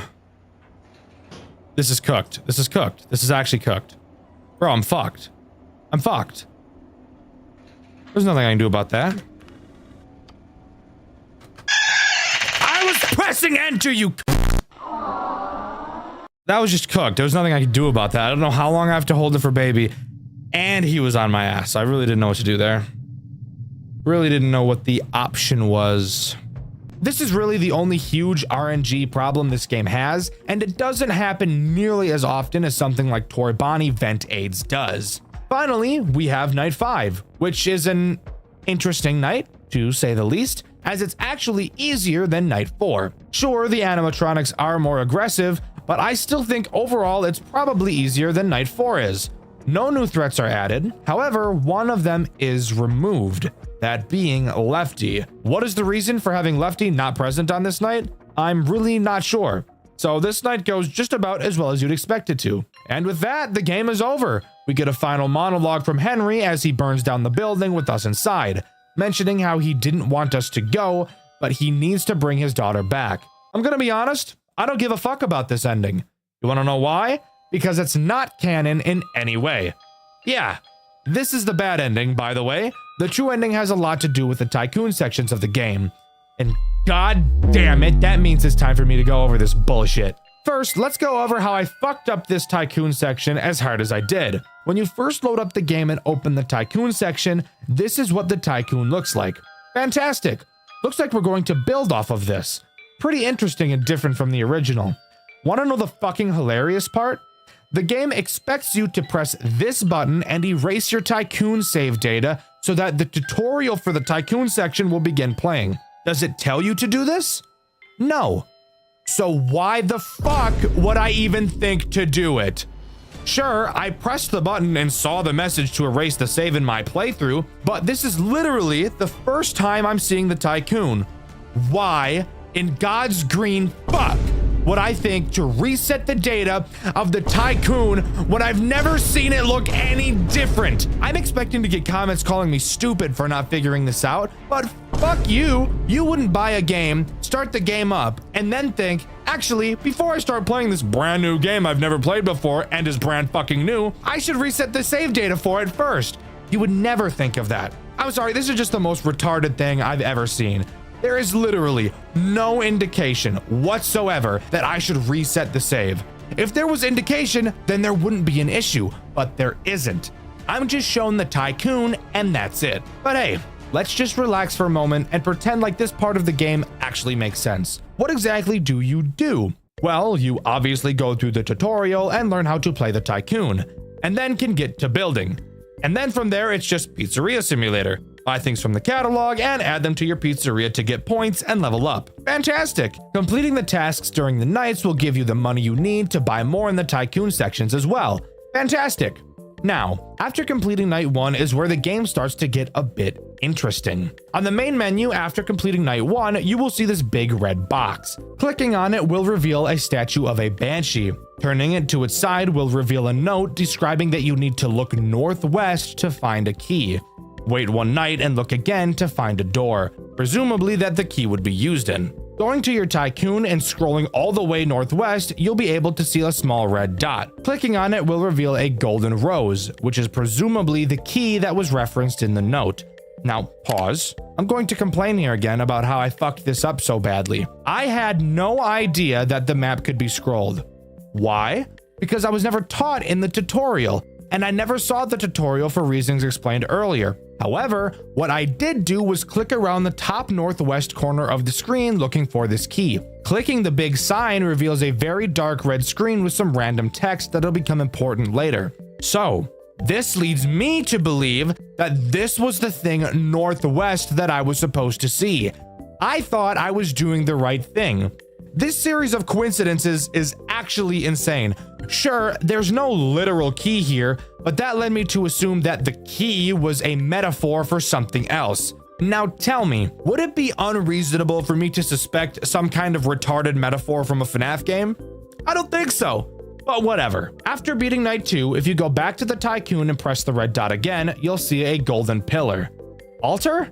I don't fucking know what this thing is. You can place the rose you got from the previous night there, which reveals a drawing of the marionette. The same drawing that you can see in your office above your computer. During night 3, if you click the marionette poster, you'll see what I believe to be a chair and a clock. I think. I have no idea what I'm looking at. You can push the chair underneath the clock and the pendulum of the clock will fall. You can then collect the pendulum. You will then get kicked out of the night back to the title screen. Clicking on the red box again will show the statue once more. You can then take the pendulum and place it into the stomach of the statue. Seriously, don't read into this too much. This is some fucked up Aoni type puzzle. Don't read into it, just accept it. After completing night 3, if you click the red box again, you'll get a cutscene. In it, you'll see clouds parting in the sky and a code appears behind them, along with the text, "The safe." Then you can go into your Tycoon, and instead of typing Tycoon into the directory, you can type Clown, which will start up a remake of the Clown minigame from Pizzeria Simulator. You can also play the Ball Pit minigame and Midnight Motorist. As I'm sure you could have guessed, the Midnight Motorist minigame actually serves some sort of importance. This minigame plays a lot differently than the original. It's a text-based adventure rather than a side-scroller. In it, you can walk around a forest and look at trees, something you all have never done before. Searching some of the trees, you can find a pendant. Walking to a lake, you can find an old man fishing. This person is who I assume to be Old Man Consequences. If you talk to him, he'll tell you the story of a girl who found a rabbit. The rabbit eventually dies and her father gets her to bury it. Later, she digs up the corpse only to find that the rabbit's fur had turned yellow. Oh my god, guys! Like Spring Bonnie, do you get it? Can you fucking believe it? Oh my god, I'm gonna bounce up and down, dropping my cheeks and testicles all over my desk! Oh yeah, you can also give the old man the pendant you found and he'll say that it belonged to her. Looking in some more trees, you can find blood-stained glasses. If you bring them to a man by a house, he'll tell you that they were your brothers. After beating night 4, you should be able to buy the safe item from the Tycoon. We'll get to that later. Clicking on it will prompt you to type in a code.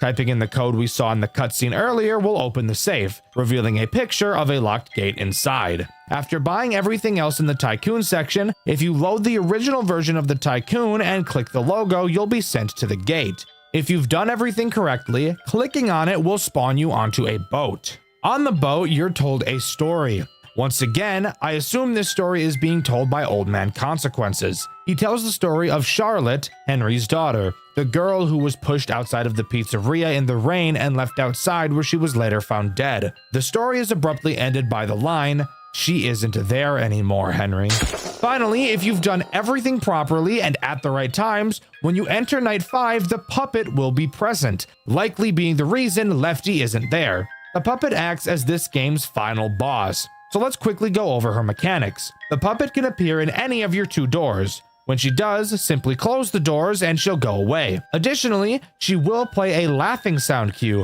When she does, you must find her on the cameras and stare at her until she leaves. And as far as I'm aware, that's all that she does throughout this night. That may not seem like a huge issue, but of course, when paired with everything else and the bullshit buttfuck wombo combo butt bang strategy at the same time, this can be a very stressful night. But if you manage to beat it, you'll get one last cutscene. Michael Afton, alone in the suffocating darkness. He turns his lighter on, only to see the yellow bear, his own brother, staring back at him. Unable to look away, eventually even his brother leaves, leaving Michael truly alone. Knowing there's nothing left that he can do, Michael sets the building ablaze, killing himself while also allowing the souls, his brother, and Charlotte to rest. And with that, Banshee comes to a close. But hold up! Want to hear something awesome? If you remember, I said you have to get the safe in order to get the true ending. Well, I was chatting with the owner of the FNAF fan game wiki, City, and he told me that it is literally impossible to get the safe on your first playthrough, as it isn't possible to get enough experience to get to level 5. Since your Tycoon save and your game save are separate from each other, you can restart the main game and still save your Tycoon as it was, making it possible to reach level 5 and buy the safe on the second playthrough. I personally think this is one of the stupidest things I've ever seen. Forcing someone to play through the entirety of the game twice to get an ending is insane. Yes, I'm aware New Game Plus is a thing, and yes, I hate New Game Plus as well. But aside from that, this game is truly fantastic. From the visuals, to the gameplay, to the atmosphere, and of course, the amazing retelling of the FNAF 6 story, I think it is easily one of the best FNAF games of recent times, if not ever. Easy S tier game, and I would highly recommend it. This game does such a perfect job of bringing the fear to this series that I feel it really needs. The story of Five Nights at Freddy's is grim, and the game should amplify that, not take away from it. Juniors is the most unique FNAF fan game I've ever played, and I have played a lot of them. Really, I've quite literally built my entire career around playing FNAF games, and Juniors is 100% the most fun I've ever had playing any FNAF game ever designed. This video is here to go over everything I love about the game and the few things that I hate, because truly, I do not believe there is currently any FNAF fan game that does the formula better than Juniors. So let's waste no more time on the intro that nobody cares about and get into the best FNAF fan game ever made. Before we begin talking about Juniors, I want to tell a bit of a story, or I guess more of a fun fact. I actually wanted to avoid playing and reviewing Juniors for the longest time. I've been getting suggestions for it since my first ever FNAF video over a year ago, and I've always decided that I didn't want to touch it. Why? Because I used to have this really cringy way of thinking. If something is popular, it must be overrated type of mentality. After finally sitting down and playing through Juniors, seeing it completely blind for my first time ever, I will never in my life think like that ever again. This game truly has made me more passionate to create content more than any other game ever has. Set your expectations as high as you want, and I guarantee Juniors will still blow them out of the water. We play as an unnamed paranormal investigator. We're assigned with exploring the supernatural presence of the restaurant Juniors. As I'm sure you may have guessed, yes, this is the same Juniors that can be seen in the Midnight Motorist minigame from Pizzeria Simulator. We wake up in a place called the Barrens, which seems to be a limbo between life and death. Looking up, we can see what I assume to be our own brain, and we soon meet a character named Paul Bear. Throughout this game, we don't learn much about Paul Bear, but he is the only friend we have throughout the game. Paul Bear explains that there is an evil presence inside of the Juniors establishment, only ever referring to it as the Ghost. Eventually, we strike a deal with Paul Bear. He agrees to help us with our investigation of Juniors, and we agreed to help Paul Bear find freedom from the Ghost by defeating it in one way or another. With that, we head to bed and start our first night. Usually, the way I talk about nights in FNAF games is pretty basic. I bring up which threats are introduced, how to deal with them, and throw in a dick joke or something.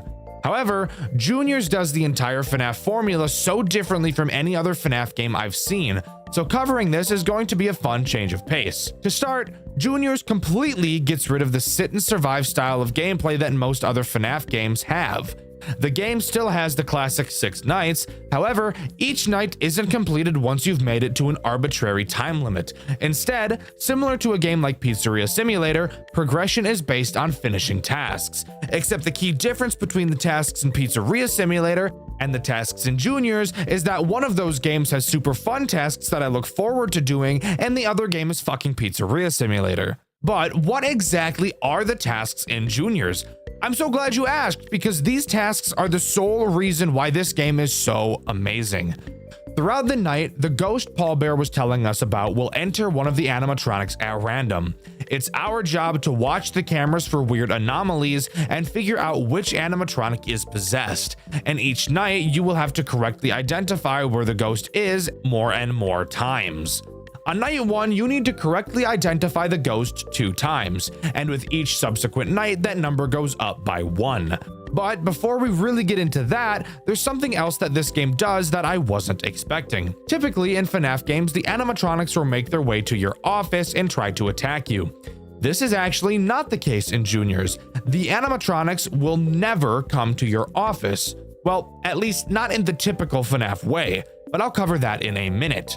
The tools at our disposal are pretty minimal. We have our cameras, control panel, and our repair room. Throughout the course of the night, if you check your control panel, you will be able to see the condition of each of the 6 animatronics. Yes, 6. You've got the main 4, with the addition of the marionette and balloon bitch, or as this game calls him, balloon baby. As the night progresses, the condition of each of these characters will decrease. If they ever go completely empty, they'll use your ass as sustenance and gobble it up. At any time, you can send one of the animatronics onto a conveyor belt that will bring the character to your repair room. Once inside the repair room, you can quickly fix them and send them back into the pizzeria. This will cause their condition to go back up to 100. However, you have to be careful, because if you send the possessed animatronic to your office, it's game over. Another thing to note is that you can't send more than one character to your repair room at a time. Moving on to the actual ghost hunting part of this game. As mentioned previously, there are 6 characters that the ghost can possess.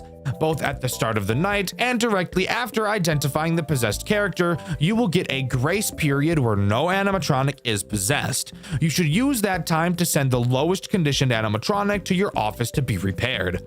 There are multiple different cues to tell you who the possessed animatronic is. It seems like throughout the nights, new clues are introduced. However, I cannot find a distinct list of what clues get introduced each night, so I'm going to be guessing based on my experience.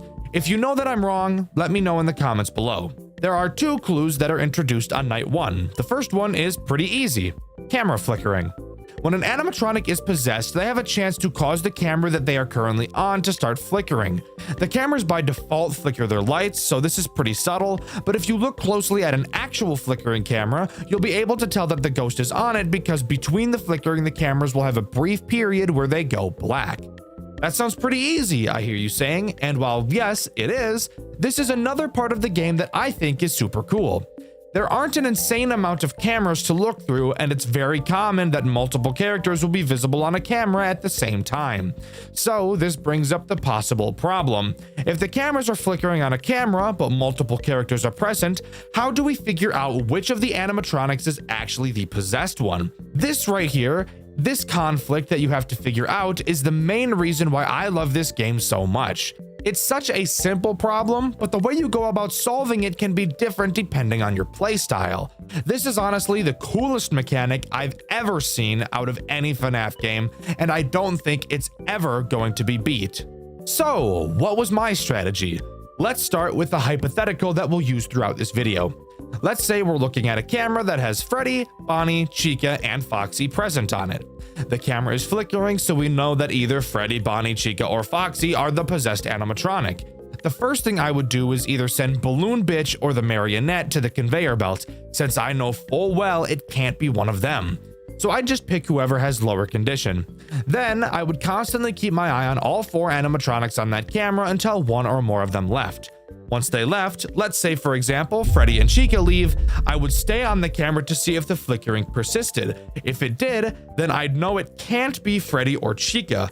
Let's say Foxy left next and Bonnie stayed on the camera. If the lights stopped flickering, then I'd know for a fact it has to be Foxy.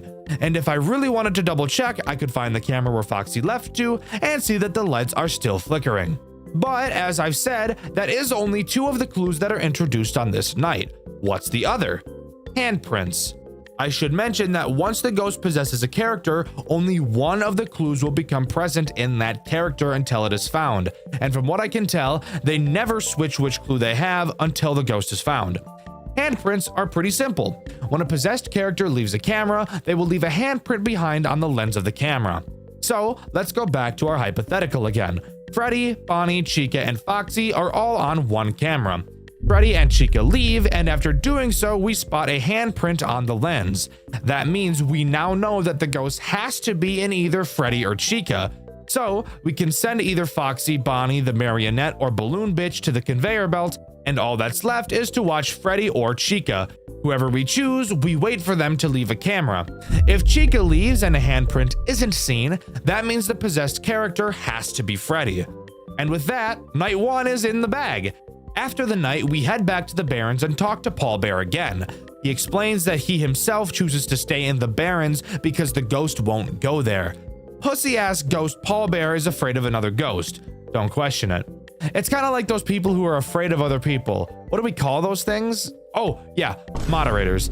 Anyways, night 2 time. Night 2 doesn't appear to add any new clues. However, I will take this time to talk about how Paul Bear can aid in our investigations throughout the night. If at any point you're confused on who the ghost may be hiding in, once per night you can go to the control panel and actually ask Paul Bear who he thinks it is. He'll be able to narrow it down to 2 characters. Do you need this to beat the nights? No. But I do think it's kind of neat that it's available if you're struggling. I only ever used it once throughout my playthrough on accident because I didn't know that clicking on this would actually cause him to give me a hint. Also, if you want to watch my full playthrough, you can do so on my second channel, Dxtr Black. It's also on this night where I want to bring up the Marionette and Balloon Bitch. Since you can never actually see either of them on the cameras, you may be wondering how you're supposed to be able to tell if they are possessed. I'll talk about the Marionette later, so for now I'll talk about Balloon Bitch. His mechanic is actually incredibly simple, and I honestly think it's one of the weakest mechanics in the entire game. All you have to do to check if Balloon Bitch is possessed is look at your control panel. If his condition number is freaking the fuck out, he's possessed. If it's not, he's not. That's it. Again, I don't really think that this has a good reason for existing. Maybe the dev just wanted a 6th character so that there would be 3 on each side on the control panel, but I feel like it would have been much more interesting if you just allowed Balloon Bitch to be seen on the camera like the main 4. He could have been made to be a more challenging character. Since he's smaller than everyone else, having him hide in the cameras and be immune to the motion sensor could have been a super interesting challenge. But let me know what you guys think about Balloon Bitch in the comments. After completing night 2, we find a VHS tape. Watching it shows a claymation of Freddy carrying an animatronic limb up to a door. The door has a note on it that says, "Beware the mangle." Looking up, Freddy appears to see said mangle looming down on him, and the cutscene comes to a close. Heading back to the Barrens, we ask Paul Bear about what we saw on the tape. He says he believes that the ghost is trying to build itself a body in the form of the mangle, and that it's possessing the other characters to bring the parts to it. Appearing that we're now on a timer, we know that we have to do something, so we head to sleep and move on to night 3. Night 3 introduces one new clue that the characters can use: camera movement. This one is pretty simple. However, I should start by explaining how the cameras work a little bit more. Typically in FNAF games, the camera will slowly pan back and forth as you look at them. In Juniors, you have to manually move the cameras to see the full picture using WASD.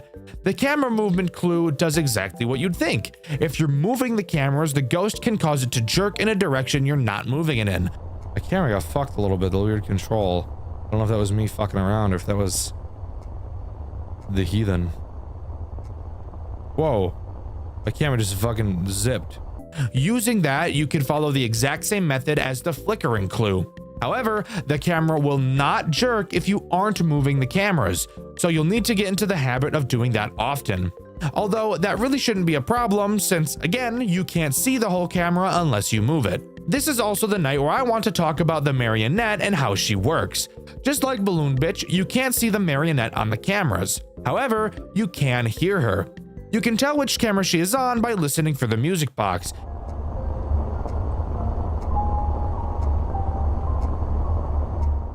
If you hear it, then you know that the Marionette is on whichever camera you're looking at.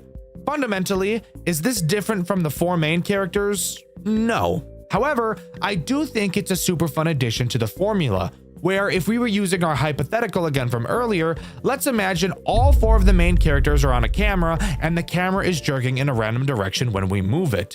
Then all 4 characters leave at the same time, but the camera is still somehow jerking. Then you notice that you've been hearing the music box the whole time and just weren't paying attention. Now you know that it has to be the Marionette.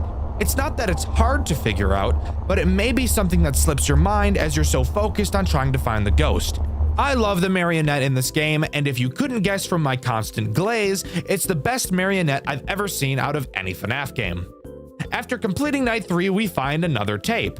On it, we watch the ghost leave Freddy and move to Bonnie, then see Bonnie carry another piece of the mangle to the secret door. This is another thing I really like about this game. Even though you can't feel it, you know both you and Paul Bear are in a race against the clock, as with every passing night, the mangle gets closer and closer to being completed, and you know that once it's finished, your chances of winning become slim to none. Heading back to the Barrens, Paul Bear isn't present. Climbing up a ladder, we find him in a tree looking out at the brain. We tell him that our investigation ends soon. Paul Bear mentions that the spirits know he's in the Barrens with us by now, and we devise a plan to break into the secret room, the basement, and get to the mangle before it's put together. Sharing a moment of solace together, we head back into the restaurant. Somehow, this game is actually making me care about a character, which is insane to say given the fact I'm talking about a FNAF game right now. But regardless, it's on to night 4. Night 4 introduces the most ball-busting clue we've ever seen: camera malfunctions.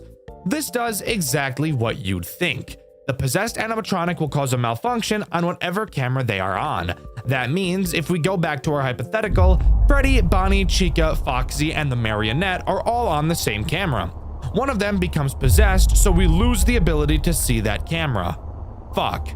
Continuing to watch the cameras, we hear the music box stop, but the malfunction continues. We now know that it can't be the marionette. All of a sudden, the camera pops back on, and all we can see is Bonnie. Well, now we know that it can't be Bonnie. Now we look around the cameras until we find the malfunctioning one again. As we look, we spot Foxy on a camera. We now know that the ghost is either Freddy or Chica. Oh fuck. You quickly check the control panel and see that Freddy and Chica are both at 15 stability. What are we to do? We don't have enough time to keep watching. So it is now our time to make a decision you will probably have to make at least once in your playthrough. Praying to the RNG gods that the ghost isn't in Freddy as you send him down the conveyor belt. Freddy finally arrives and you don't die, so you now know it has to be Chica. Realistically, this exact situation doesn't happen all too often, but I do think this malfunction clue is by far the most stressful out of all of them. I think it adds a new type of tension that the game needed. I love this clue. I think it adds a whole new interesting way of analyzing the threat. It's fantastic. After completing the night, we find another VHS. In it, we see the ghost possess Chica while she's sleeping, and she takes another piece to the basement. Heading back to the Barrens, we keep it short and sweet with Paul Bear. He says he knows of a way to the basement, and we tell him that after we wrap up our investigation tonight, we'll meet back up with him and head there to put an end to this.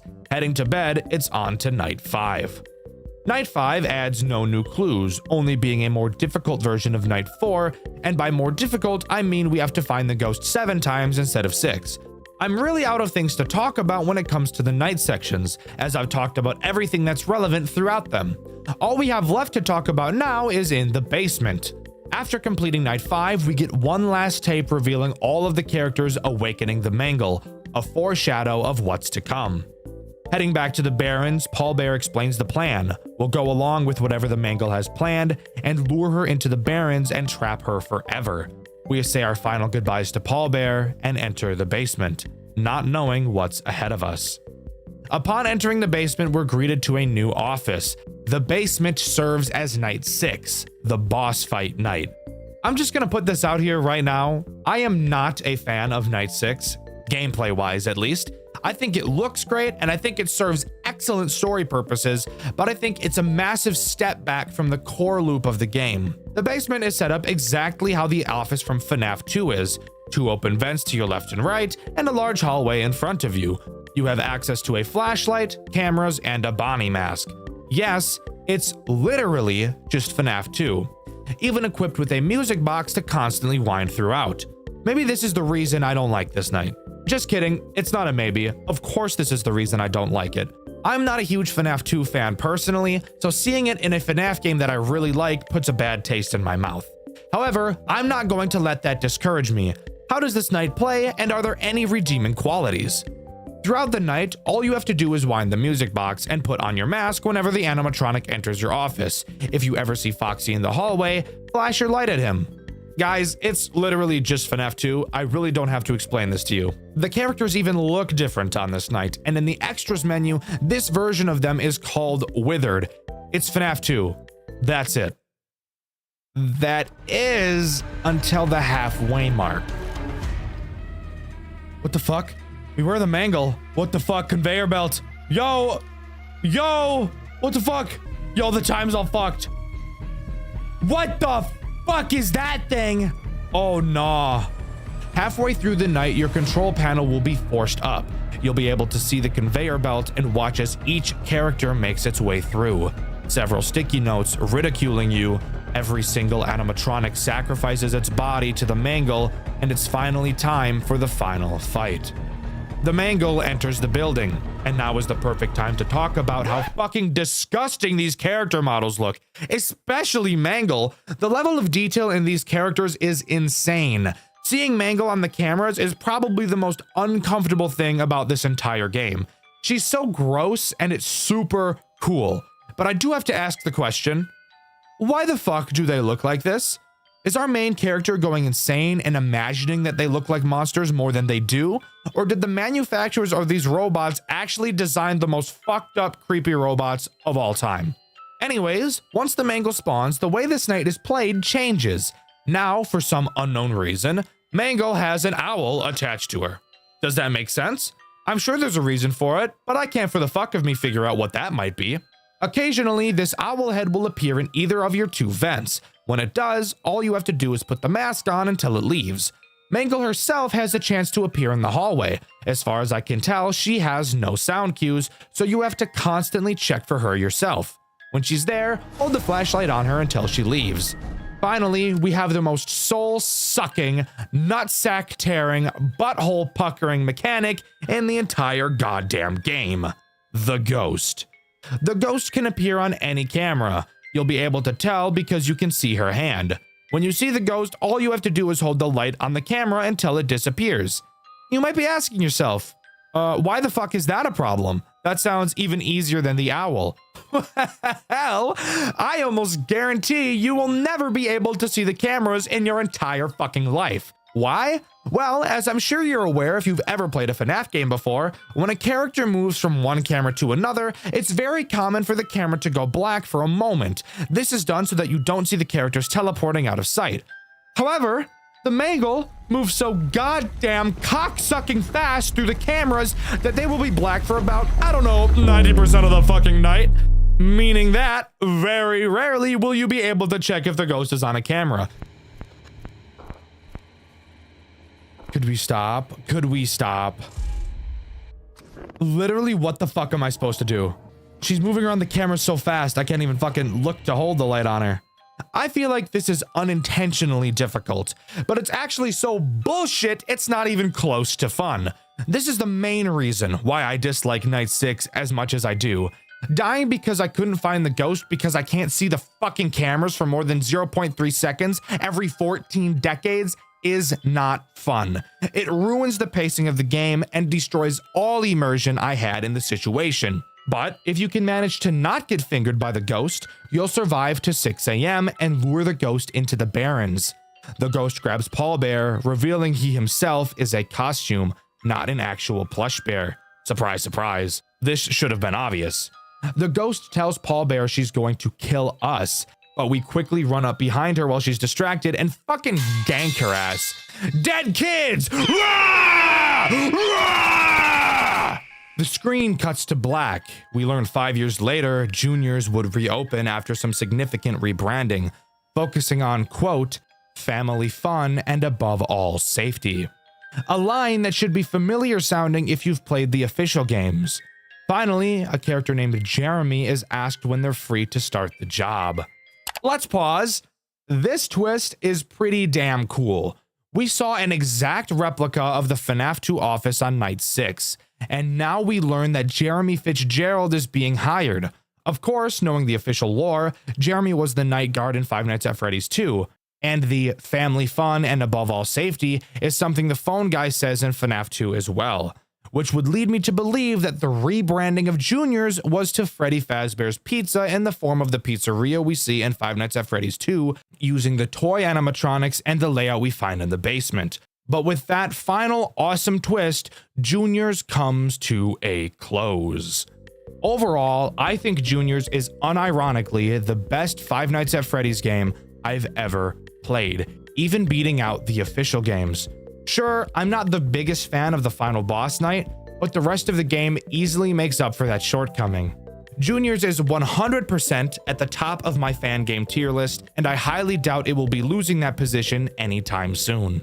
Crack cocaine. Have you ever thought about trying it? Have you ever tried it? I haven't. However, I might as well have. After playing the game I'll be talking about today, I would imagine that I was acting the same as someone who was on cocaina, booger, sugar, crack, white shit. What is said game, you may be asking? Well, the game I'll be talking about today is called Graveyard Shift at Freddy's. This game is really fucking hard. I called Mary's Arcade the Dark Souls of FNAF fan games. This is the Elden Ring. Granted, I will be the first to admit that I'm absolutely terrible at FNAF games, no doubt about it, but I struggled more with this one than with Mary's Arcade, so eat my nuts, it's harder. Graveyard Shift at Freddy's also shares one glaring similarity with another game I've covered on this channel, A Shadow Over Freddy's. That similarity being, the creator of the game has removed it from Game Jolt, and finding it isn't very easy. You guys hated it when I called A Shadow Over Freddy's banned, so I won't be making the mistake of calling it that again to avoid the outcome of you all pissing yourselves. But I will say that finding this game was a little more difficult than finding A Shadow Over Freddy's, since the developer of the game is doing everything in her power to remove uploads of it. But rest assured, if you look long enough, you'll find it. She can't beat all of us. The reason this game was deleted, as I'm sure you could probably guess, is because the creator is a slimy, greasy little hobgoblin degenerate. Of course, it's always the devs of amazing games who end up being the worst. Hint hint, Jonachrome. But I'll touch on that at the end of the video. Separating the art from the artist, Graveyard Shift at Freddy's is honestly a masterpiece. There's definitely some things about it I want to complain about. Go figure, that's pretty much all I do on this channel, but I can't neglect how fantastic it really is. The level of detail is impeccable, and I'm excited to share it here today with you. Before I get into this game, I do want to give a warning for those who are not familiar. If you are light sensitive or have a condition like epilepsy, it might be best for you to just turn this on for sound in the background, as a lot of this game has flashing lights, and I will be showing it on screen. Just had to get that out of the way. So without further ado, let's dive into my most recent therapy session topic, Graveyard Shift at Freddy's. A Graveyard Shift at Freddy's begins with a text-based cutscene. Get used to this because you'll be seeing way more. We're told from the view of a news broadcast that a journalist by the name of Sam Rodriguez has been missing, following a story about an eatery called Freddy Bear's. After Sam went into the building to investigate, he's never been seen since. Fun fact, we actually play as Sam, so this indicates to us that this news broadcast must be happening sometime in the future. I will talk about the rest of these text-based cutscenes at the end of the video. I just wanted to really establish that we are playing as Sam right now. So again, I'll cover the rest of them and I'll recap this night's one, but for now, we're just going to talk about the game like I like to do. Night 1 begins and we open to our office. This is where I want to pause for a moment just to say that the graphics in this damn game, I'm not ever one to give too much of a shit about video game graphics. I care much more about gameplay and story. My favorite game is Undertale, and the graphics of that game are kinda ass, but god damn, this game looks great. Anyways, on night 1, we get a call from the owner of the restaurant. His name is Mr. Raglan. Raglan tells us about how the shift is going to work, of course, leaving out the fact that the animatronics move in typical FNAF fashion. The mechanics of this game are solid, I can't lie. There's not a whole lot to complain about, except one teensy tiny little problem. To start, we have cameras like any other FNAF game, and in our office we have a big ticket booth in front of us. At any time we can pull down a large metal door to block it off, and when we do, a hydraulics meter slowly goes down. If it ever empties, it will open back up. Once you open the door, that hydraulic meter will start to climb back up. Also in our office is a light that lights up the ticket window, which thankfully doesn't run on any power and we can use it as much as we want. However, you do have to pull pull down the glass covering it every time you push it, something I just found a little weird. On your desk, you'll find a router. If you switch through your cameras too quickly, which I assure you, you will be doing quite frequently, the cameras will begin to go, as Mr. Raglan said, quite funky. The screen just gets super pixelated and you won't be able to see dick. To fix this, you'll need to turn off the router in your office for a few seconds and then flip it back on. Super simple. If you look back in the cameras, you'll see an alarm button. This is used to stop animatronics.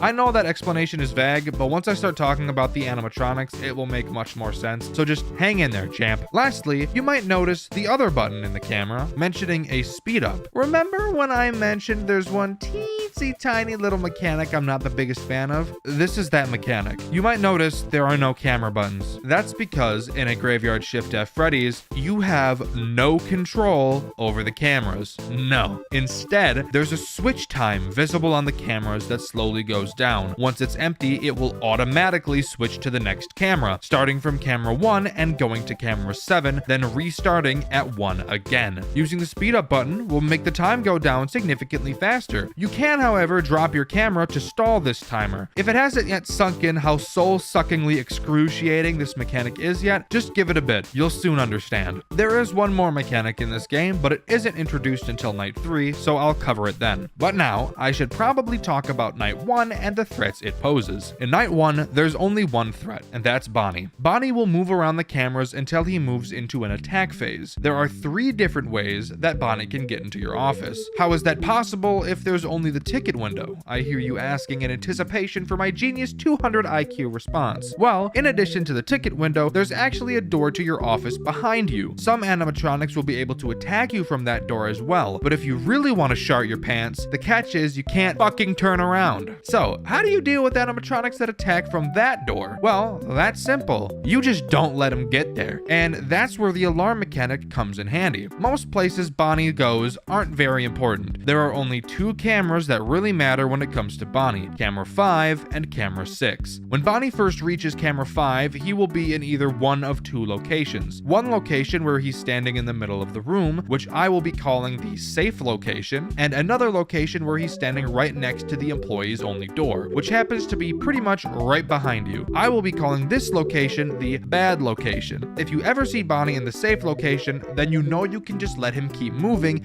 as he will always move into camera 6 next. But if Bonnie is in the bad location, you'll have to use your alarm to distract him, and when you do, he'll very creepily look at you, which I think is really cool, and once you use the alarm on him, you'll know that he'll move to camera 6. Once Bonnie has made it to camera 6, he once again has 2 locations he can be at: a safe location where he's standing far away from the camera, and a bad location where he's standing close to the camera and peeking around a corner or doorway. I can't really tell. It's kind of hard to see on cameras a lot of the time. Same with camera 5. If Bonnie's in a safe location, you can ignore him, and if Bonnie is in the bad location, you just use the alarm on him to distract him and set him on the right path. Sounds difficult? Well, keep in mind, you can't really check cameras 5 and 6 because of the stupid fucking timer. Once Bonnie makes it to camera 6 and is in a safe location, or has been distracted by the alarm, he will then skip camera 7 and go straight to your window. This is another point where I really just want to sit back and look at how amazing this game's animations are. When Bonnie, or any animatronic for that matter, comes to your window, the animation quality they have while doing so is incredible. But obviously, when Bonnie is at your window, close the door, wait for his footsteps to be heard before reopening it. And congrats, you've dealt with Bonnie's cycle. He's just gonna keep doing that over and over again. Have fun. I actually think that Bonnie is the most difficult animatronic to deal with. You'll understand why when I talk about everybody else. Even though his mechanic is really easy, when you pair it with what everybody else does, his easily becomes the hardest. That was just night 1. We have a bunch more characters to talk about, so I hope you're ready.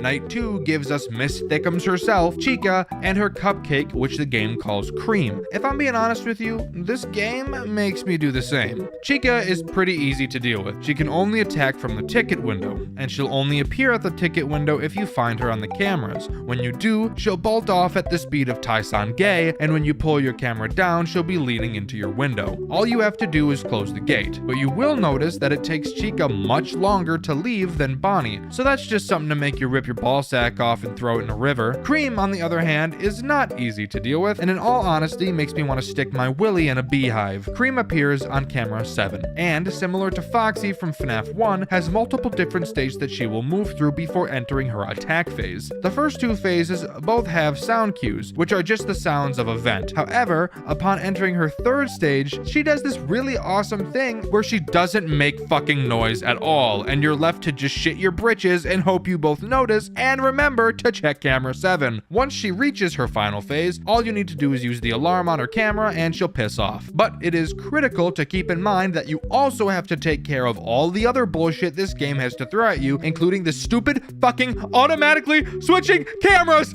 I can't handle it. Night 3 introduces a character that makes me want to wipe my ass with sandpaper, Barry the Bat. Barry adds something that this game didn't need at all, something so atrociously frustrating that I want to rip all my teeth out, get dentures, and then rip all the teeth out of the dentures. Barry the Bat effectively acts as a music box. In a game where you can't fucking control which camera you're looking at, isn't that fantastic? No.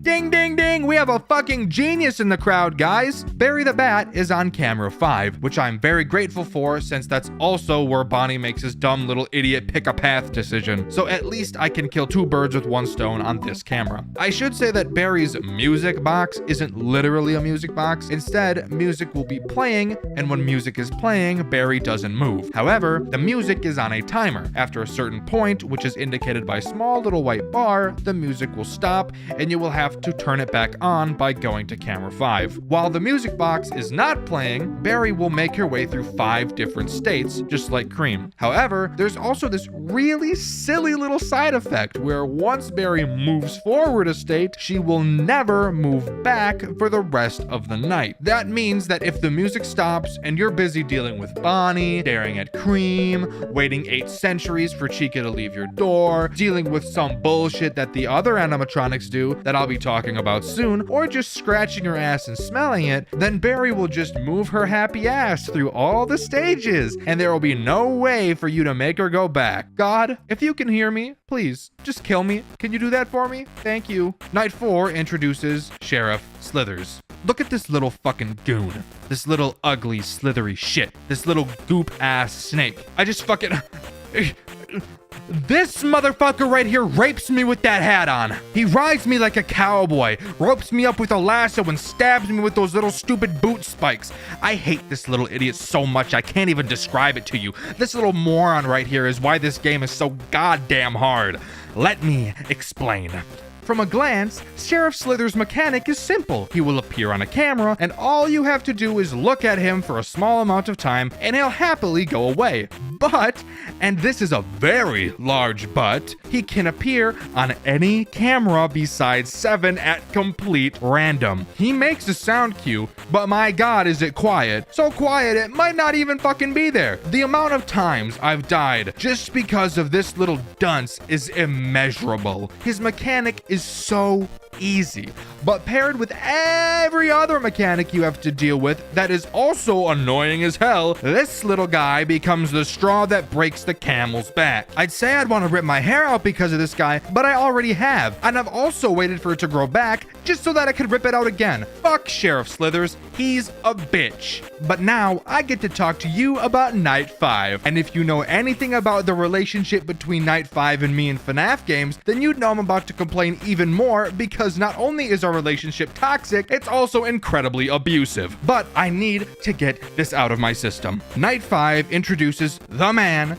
the myth, the used car salesman, Freddy, or who this game chooses to call Freddy Bear or Dreddy Bear in this night. Dreddy Bear, if I were to describe him to you, I'd probably say he's like if you took a pile of shit that's been pissed on, go ahead and throw it in the microwave for like 10 minutes while it's in a Ziploc bag, take it out, open up that puppy, stick your face right in it, and just take a big whiff. Just a long 8-second inhale. That is what Dreddy Bear is like in this godforsaken game. Freddy moves his way through the cameras like most other characters. characters, except there's a really sick and totally awesome little quirk about him. Similar to Barry the Bat, there's no way to ever make Dreddy Bear move backward. Once he reaches your office, it's game over. Not even closing the ticket window will make him go away, you're just fucked. So, what you have to do is constantly look at him for as long as you can. He can't move while you're looking at him. Now, let's think about some things that could possibly make watching Dreddy Bear difficult, shall we? Well, to start, there's Cream, who you constantly have to check up on after you hear her second sound cue. Then we've got Barry, whose bitch ass needs me to watch her camera for when the music stops playing and starts throwing a little temper tantrum. We can't forget my favorite little fucker, Sheriff Slithers, who can appear on any camera at complete fucking random. Oh, and let's not forget the most infuriating part about needing to constantly watch the character. It's kind of fucking hard to do that when the cameras switch on the goddamn own and there's jack fuck shit I can do about it. So Dreddy Bear, Dreddy Boy, Dreddy Butt, Dreddy Bitch, Dreddy Boo isn't super fun to deal with. But just for a moment, let's imagine what it would be like if you were to beat Night 5. In fact, I'll even show you exactly what happens. What reward do you get for all of your suffering? Come on, let's take a look together.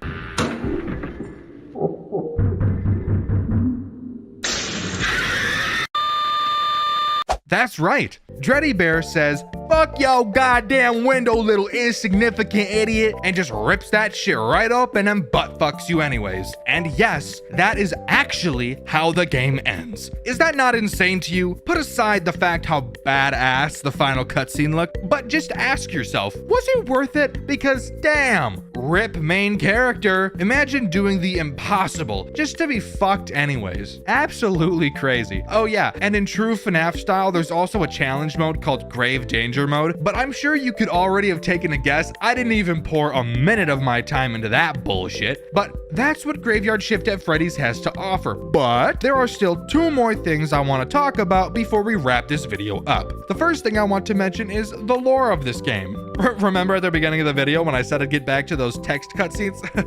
This is that point of the video, because it's honestly some of the coolest shit I've ever witnessed. Before each night, we're given some text on screen that unveils little pieces of the story, as I've previously mentioned. Before I start talking about the story, I do want to clarify that I don't know the story for certain. What I'm talking about and what I'm about to say is strictly my theory. I've already covered Night 1's pregame text, but I'll do it again. It seems to be straight from a news broadcast where the anchor mentions how their very own Sam Rodriguez has gone missing after doing a story about visiting the Freddy Bear's location, and nobody knows where he is. That's about all this night gives us. However, Night 2's pregame text seems to be from the perspective of the restaurant owner Raglan and a health inspector. The health inspector mentions how the mascots are stinky and, before leaving, notices the floor sounds hollow and is emitting a strange smell. When he mentions this, it noticeably makes Raglan uncomfortable. Raglan states that it's just the cellar where they store things. When the health inspector asks to see, Raglan seems hesitant, but then shows him. At this point, we don't learn what's down there, but we'll get back to that shortly. Night 3's pregame text comes from a journal entry of who I can only assume is Raglan. Raglan writes that he's told the animatronics to not try and leave the establishment, and that one night after closing, a character named Wolfgang tried to leave. However, after nearing the door, he presumably got set ablaze and fucking died, because when Raglan came back the next day, there were ashes left on the floor. Raglan took these ashes and showed them to the other animatronics and told them if they tried to leave, the same would happen to them. This was interesting to me. Not only does leaving the building cause the characters to die, this shows that the characters can die and are therefore alive, which would lead me to believe that they're not just possessed mascots like in most other FNAF games, but are instead their own living organisms, which is honestly deeply disturbing to think about. But if that is the case, then what I still don't understand is why the animatronics would be trying to attack us, unless they were maybe being controlled by something else. Night 4's pregame text seems to take place between two parties, Sam Rodriguez's parent and their lawyer, and Raglan and his lawyer. They attempt to settle a dispute about where the missing Sam is, and his mother angrily lashes out at Raglan and his lawyer, saying how he just wants to see her boy again, claiming that Raglan's eatery has a known track record for disappearances, and that she knows Raglan is the cause of her son's disappearance. Night 5's pre-game text reveals something crazy though. It's another journal entry from Raglan, this time years after his last, in 2017, the year this game takes place. Raglan questions how it has gone this far and that they should have gotten him by now, which could only be questioning how Sam has survived so many nights and how he's surprised that the characters hadn't killed him yet. Raglan mentions how the system they have has always worked so well, which would lead me to believe that he had a plan to have Sam killed by the mascots and that he has done this multiple times before. He mentions how back when he was in Sam's position years ago, he had made it this far, and on this night, Night 5, Freddy Bear appeared, except he looked and acted way differently. He mentioned how Freddy Bear was, quote, beyond hunger, end quote, which I actually believe is literal. We know in Night 5 that Freddy Bear did look much different from the other animatronic, contorting in unnatural ways, and after that night we see a newspaper clipping talking about Sam's disappearance and how it came 4 weeks after the disappearance of a health inspector named Gibson Newman. Sound familiar? It should, because that's the exact health inspector mentioned in the Night 2's pre-game text. I believe that Sam Raglan is hiring people to work at this establishment so that the mascots can kill them and eat them. Since I believe they're living organisms, that would only mean that they need to get energy somehow, and referencing how Raglan said Freddy Bear was, quote, beyond hunger, end quote, that could only mean that it's because he hadn't killed Sam yet, and Freddy Bear decided on Night 5 that he would take killing Sam into his own hands so that they could eat. I believe that both the reason the mascots smell bad and the cellars smelled bad was because the cellar is where the dead bodies of the previous victims were kept, and some of the bodily remains were caked into the fur of the mascots. I believe that the mascots are being controlled by some sort of demons that are confined to the restaurant, and that's why Wolfgang turned into ash when he attempted to leave. Steve Raglan is stuck finding new victims for them to kill and eat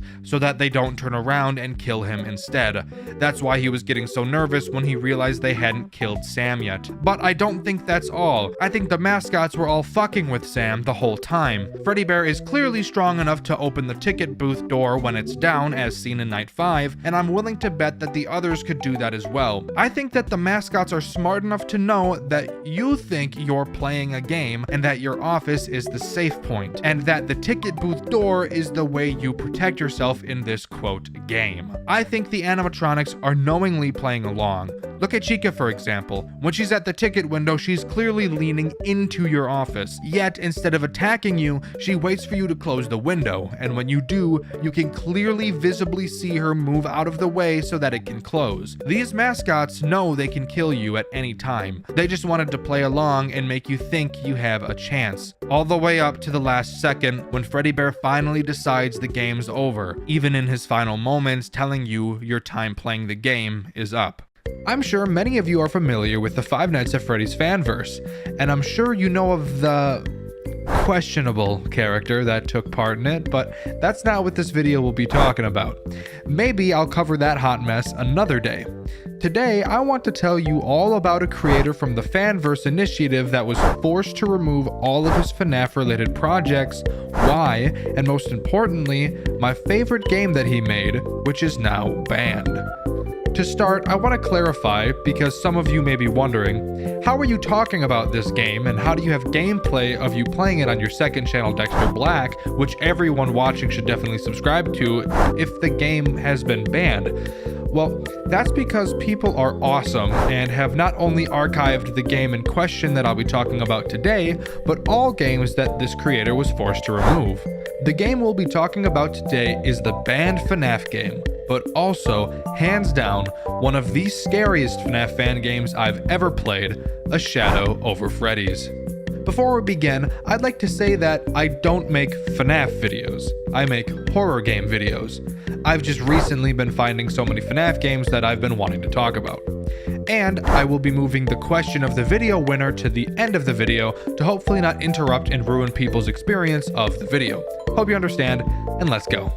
A Shadow Over Freddy's begins with some dialogue explaining that we wake up in a dark room and that all we can hear is the low buzz of a metal fan. If you couldn't guess, this room in question is the office from Five Nights at Freddy's 1. Before saying, quote, "Leave immediately before the shadows that have devoured this abandoned building come to consume you as well." We're shown that we have 5 nights remaining, and now we're thrown into the main gameplay loop. A Shadow over Freddy's is a semi-free roam game where you walk around the pizzeria from FNAF 1. Each night has a different task for you to complete, and as the nights go on, more and more threats are added for you to keep track of. Night 1's objective is simple: find the exit. This game is incredibly accurate to the building we see in Five Nights at Freddy's 1, minus two specific things. There's a break room for employees which is located right next to the back room, and an arcade area that's right next to the kitchen door. I guess you could make the argument that there were arcades in FNAF 1, since you really never got a good angle of that part of the pizzeria, but fuck you. I've never seen anyone else do it, so I'm gonna say it's not accurate to the original. Other than that, if you know the FNAF 1 location, you'll be able to move around the area quite easily. A moment ago I said that this game was semi-free roam. I say this because while yes, it is free roam, it's not free roam in the way that other free roam games are. You're still moving from screen to screen like you do in Sister Location, but there's no set path you're forced to take and you can go wherever you'd like. You're equipped with a flashlight and you'll very soon notice that the pizzeria is dark. Like, really fucking dark. Like the night. Like black. Like charcoal black. Batman black, some would even say. So, seeing isn't super easy. To move around, you just have to point your mouse at the area you want to go and click to advance to that area. Pretty simple. Where does the threat come in? There are two threats prevalent in Night 1, the clock and Freddy. The clock is pretty simple. Rather than having to survive until 6 a.m. like in most FNAF games, you only have until 6 a.m. to complete the task you have to complete. If it reaches 6 a.m. and you still haven't completed your task, the game is over. As each night goes on, the clock moves faster and faster. The other threat this night introduces is Freddy. Freddy has a chance to appear in any room that you are in. When you see him in your room, you have to point your flashlight at him until he goes away. And this is when you'll notice that the animatronics in this game aren't really animatronics. Instead, they're shadows. Get it? Like a shadow over Freddy's? Like the name of the fucking game? Laugh. You better fucking laugh. Here's something I found interesting about Freddy, and two of the other animatronics in this game. Unlike most FNAF games where your reaction time needs to be on point, there's really no need for that in A Shadow over Freddy's. The animatronics don't care if you're standing right next to them for 10 years. Instead, if you move to another area of the map while Freddy was previously in the same spot you were, that's when he'll attack you. So now you start to understand why the clock will eventually become a huge problem. Because every time you enter a new area, which I promise you is very often, you'll have to do a full 360 moving your light up and down to make sure Freddy isn't in the room with you. And with how slowly you turn, I promise, the experience will not be very enjoyable. Another thing to note about Freddy, he's very quiet. Typically when I talk about FNAF games, I almost always mention the sound cues the characters have. But not Freddy. Freddy has no sound cue letting you know that he's in the same area as you, at least not from what I could tell. So you'll really have to give yourself terrible motion sickness as you crank 90s in every fucking square inch of the pizzeria. Now, the objective. Each night has a different one, and Night 1's is just to find the exit of the establishment. If you know the FNAF 1 layout, you should know where to go. Go out of the hall, walk into the party room, walk to the opposite wall of where you entered, and go to the right corner of the room by the bathrooms, and there you'll find the exit door. Walk through, and notice that the exit has been boarded up. Shit. As you attempt to turn around to find a new exit, this happens. That right there, if you can't tell, is the marionette. Oh, lanky fuck. When you see the marionette in A Shadow over Freddy's, this is how you know you've successfully completed the objective of the night and will be moving on to the next one. But not before the puppet offers to tell you a story to clear your mind. I'm not going to explain the story to you. I think it'd be much better if you just experienced it for yourself. There once was a little kid who liked to play with his toys by his lonesome. He lived with his family in a small peaceful house outside of town surrounded by forestry. The home's backyard was his personal stage, where he played with his figurines of various shapes and sizes, making plays which were acted out for his enjoyment alone. Although he was alone, he was content in living out his youth playing with the plastic friends his parents had gifted him with. They were a small mannequin, a stuffed teddy bear, a porcelain dress-up doll, and a toy robot. But one day, the family's pet dog stole one of his toys during his playtime. Into the woods, he excitedly ran away with the toy robot, prompting the kid to chase after him to reclaim his friend.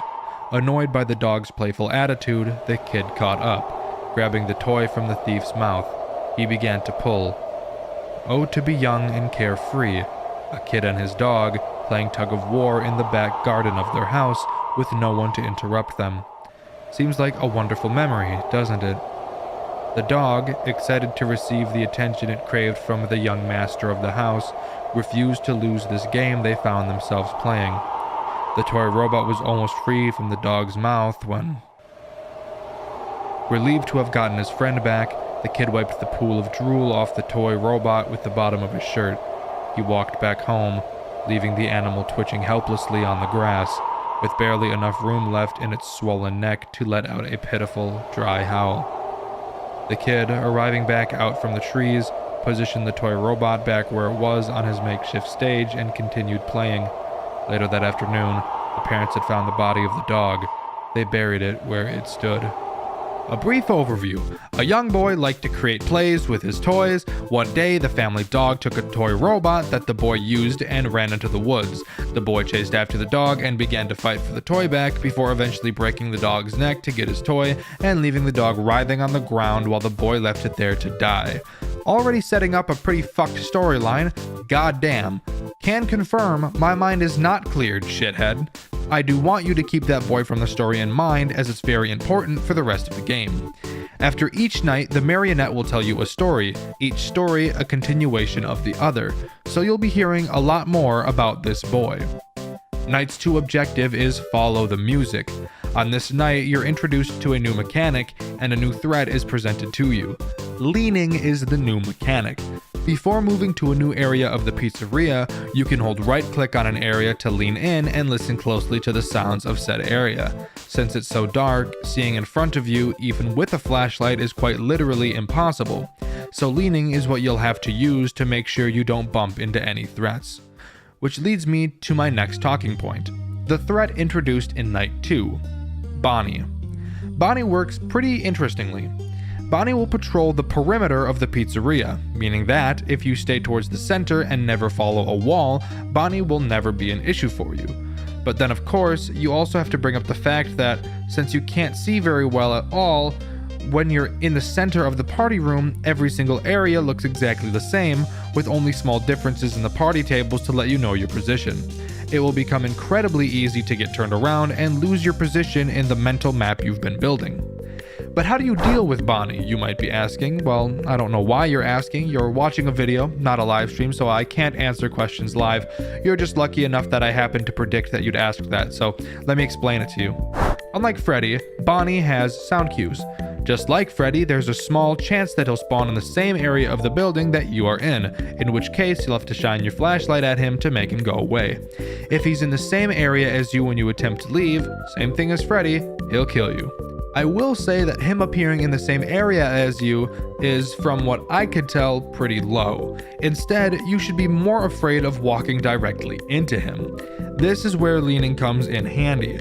Before moving to a new area of the pizzeria, you'll need to lean into that area and listen for Bonnie's sound cue, which just sounds like he has asthma. If you hear Bonnie in one area of the pizzeria that you were going to move into, don't dipshit. Instead, maneuver your way around him. This, entwined with Freddy's checking, and the clock progressively getting faster and faster as the nights go on, really start to add to the stress. You enter a new area, do your full 360 checking for Freddy. No Freddy? Awesome. Let's go west. Lean and listen for about 3 seconds. Fuck. Bonnie's there. That's the direction I wanted to go. Alright, let's go north instead. Alright, since I needed to head west, I'll try to go west again. Lean and listen. God damn it. Bonnie moved north as well. Now I have to move back down, and this can repeat multiple times, and time is not on your side. Now to talk about the objective of Night 2, follow the music. It's really in place to teach you about leaning more than anything, as I failed to come up with any sort of lore implication as to why music would be playing, aside from the fact that you see the marionette at the end of each night. So when you lean into a new area, you'll most likely hear faint music playing. In most cases, there will be at least 3 areas you can always move to. You'll check each direction and listen for which way the music is the loudest. Whichever way is the loudest, that's which direction you'll go. The music leads you to 4 locations. First First, it leads you to the stage, then it leads you to the bathrooms, then Pirate's Cove, and finally the back room, wherein you see the marionette again, ending the night. Again, it's not a super difficult night, really just preparing you for what's to come. Before moving on to night 3, the marionette offers to tell us another story. This story I tell you is a true story I pray you never forget. There once was a boy who laid awake at night during a harsh downpour. Beneath the covers of his bed, he closed his eyes and tried to ignore the storm just outside his room. Enveloped in darkness, a sensation of creeping discomfort kept him from falling asleep. The roars of the storm were nothing compared to the restlessness that the shadows cast from the window gave him. He felt eyes watching him from afar. The boy opened his eyes and looked towards the window, but nothing was there. He tried to go back to sleep. He opened his eyes again, and out of the corner of his eye, he spotted it. The hollow, white eyes of a living shadow. It appeared just as quickly as it went away, his uneasiness pushed aside by growing curiosity. The boy got up from his bed and approached the window. From out the glass, he could see it, the silhouette of an animal. Darker than the night around it and void of color even when light struck its frame, running off into the trees with a familiar object stuck in its mouth. His favorite toy, stolen again, being carried towards the forest. The boy couldn't help but follow along the shadow's path. The night air was freezing, brazen winds carrying countless droplets that hit the skin like marbles, their impact deafening any other sound other than the imposing thunder. Call it premonition, but he knew where the shadow had gone to. That place at the edge of the forest where he had last left the family dog. He was sure he would find it. Standing in front of the grave once more, the eyes from the shadow had gone away. In its stead, the twice stolen toy now lay on top of the muddy mount, but this time it was moving. Its tiny plastic arms flailing violently from side to side, its head rotating in place. The movements were sudden but clear. Unprompted by any outside influence, a spark of life was trapped inside this tiny vessel. Fascinated by such a discovery, he picked up the toy from the ground and held it tightly with both hands to prevent it from escaping his grasp. Smiling from ear to ear, the boy headed back home. Sick. So the boy saw the shadow of his dog in the window of his bedroom holding his toy again. He went out to the grave where the dog was buried and found the toy again, only to notice that it was moving on its own. So the dog possessed the toy robot. Interesting. We'll keep that in the back of our minds. Now let's move on to night 3's objective, enter the kitchen. If it wasn't obvious, all you have to do in this night is find a way into the kitchen. But of course, as I bet you suspected, a new threat is introduced, and judging by the theme of the night, I'm betting you can guess who it is. Chica. Chica's mechanic is incredibly similar to Bonnie's. Rather than patrolling the perimeter of the building, Chica instead patrols the center. So no matter where you are in the building, you're always at a risk of bumping into an animatronic. The way you can tell if Chica is in front of you is the same as Bonnie. Just lean into the area and listen for Chica's sound cue, which you'll be able to tell is notably different from Bonnie's.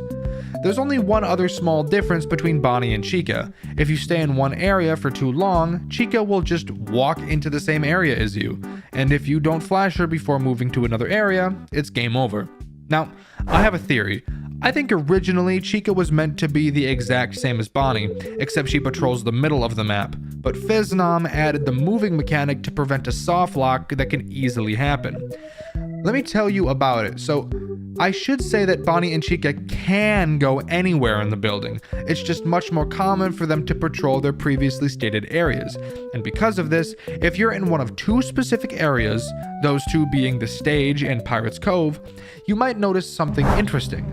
There's only two directions you can possibly move in, and there's a pretty common chance that both Bonnie and Chica will be in both of these areas that you can move to, and that you would literally be unable to move without dying, since the animatronics only move when you move.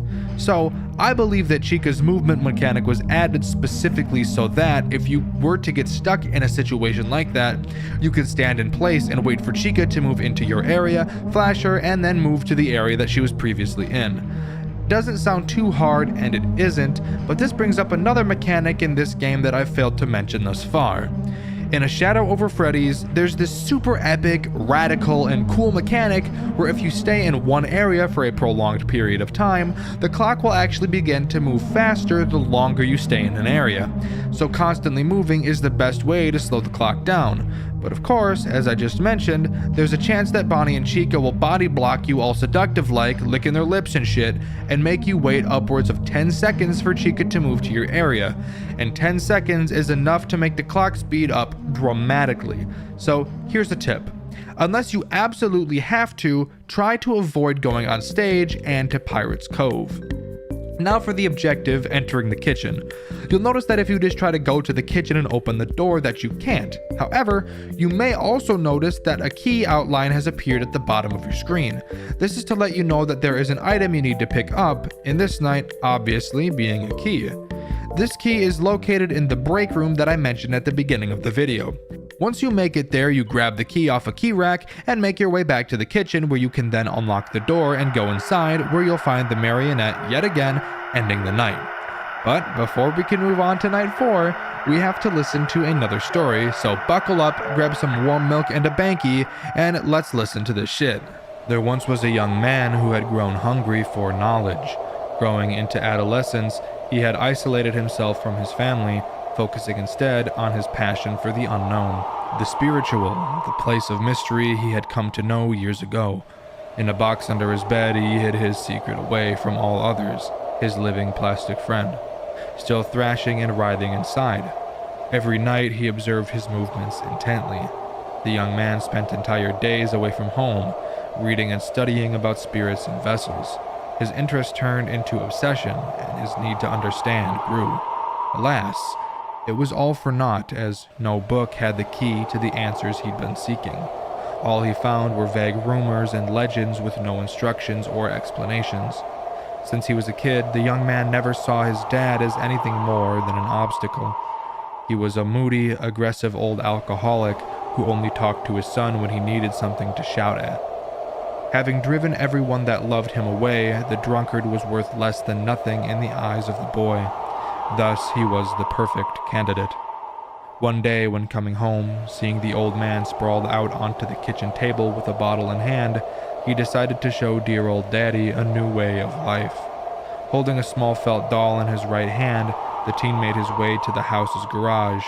After a few hours, the deed was done and the plan in action. The boy watched his oblivious father drive away in his car, unaware of the tampering that had been done to the vehicle. Sitting on his bed, the young man took his dear pet out of the box and began to press harshly on its square plastic head. As it trembled in pain, he waited on the outcome of his small experiment. Oh, the humanity. After a car accident, he recovered the doll that had been planted below the seat and returned to his home. Placing it on his desk, he watched it closely for that same spark that remained inside his robotic friend. But much to his frustration, no movement came from the doll. Nothing. The vessel he had prepared for his father was empty, devoid of even a single remnant of life.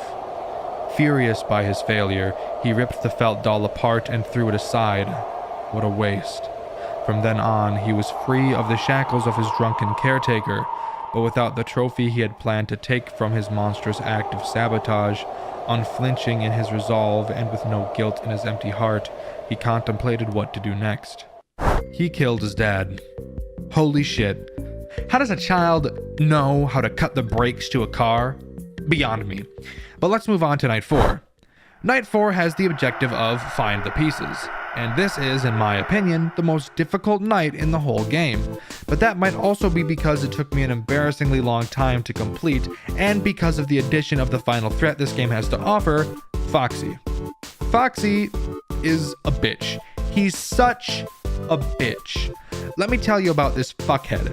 I personally never died to him, but that's because I was so paranoid about him, I made sure to keep him in complete check. Foxy, as I'm sure you could have guessed, is in Pirate's Cove. As the night goes on, you'll have to continuously go and check on him by pulling open his curtain and flashing your light at him.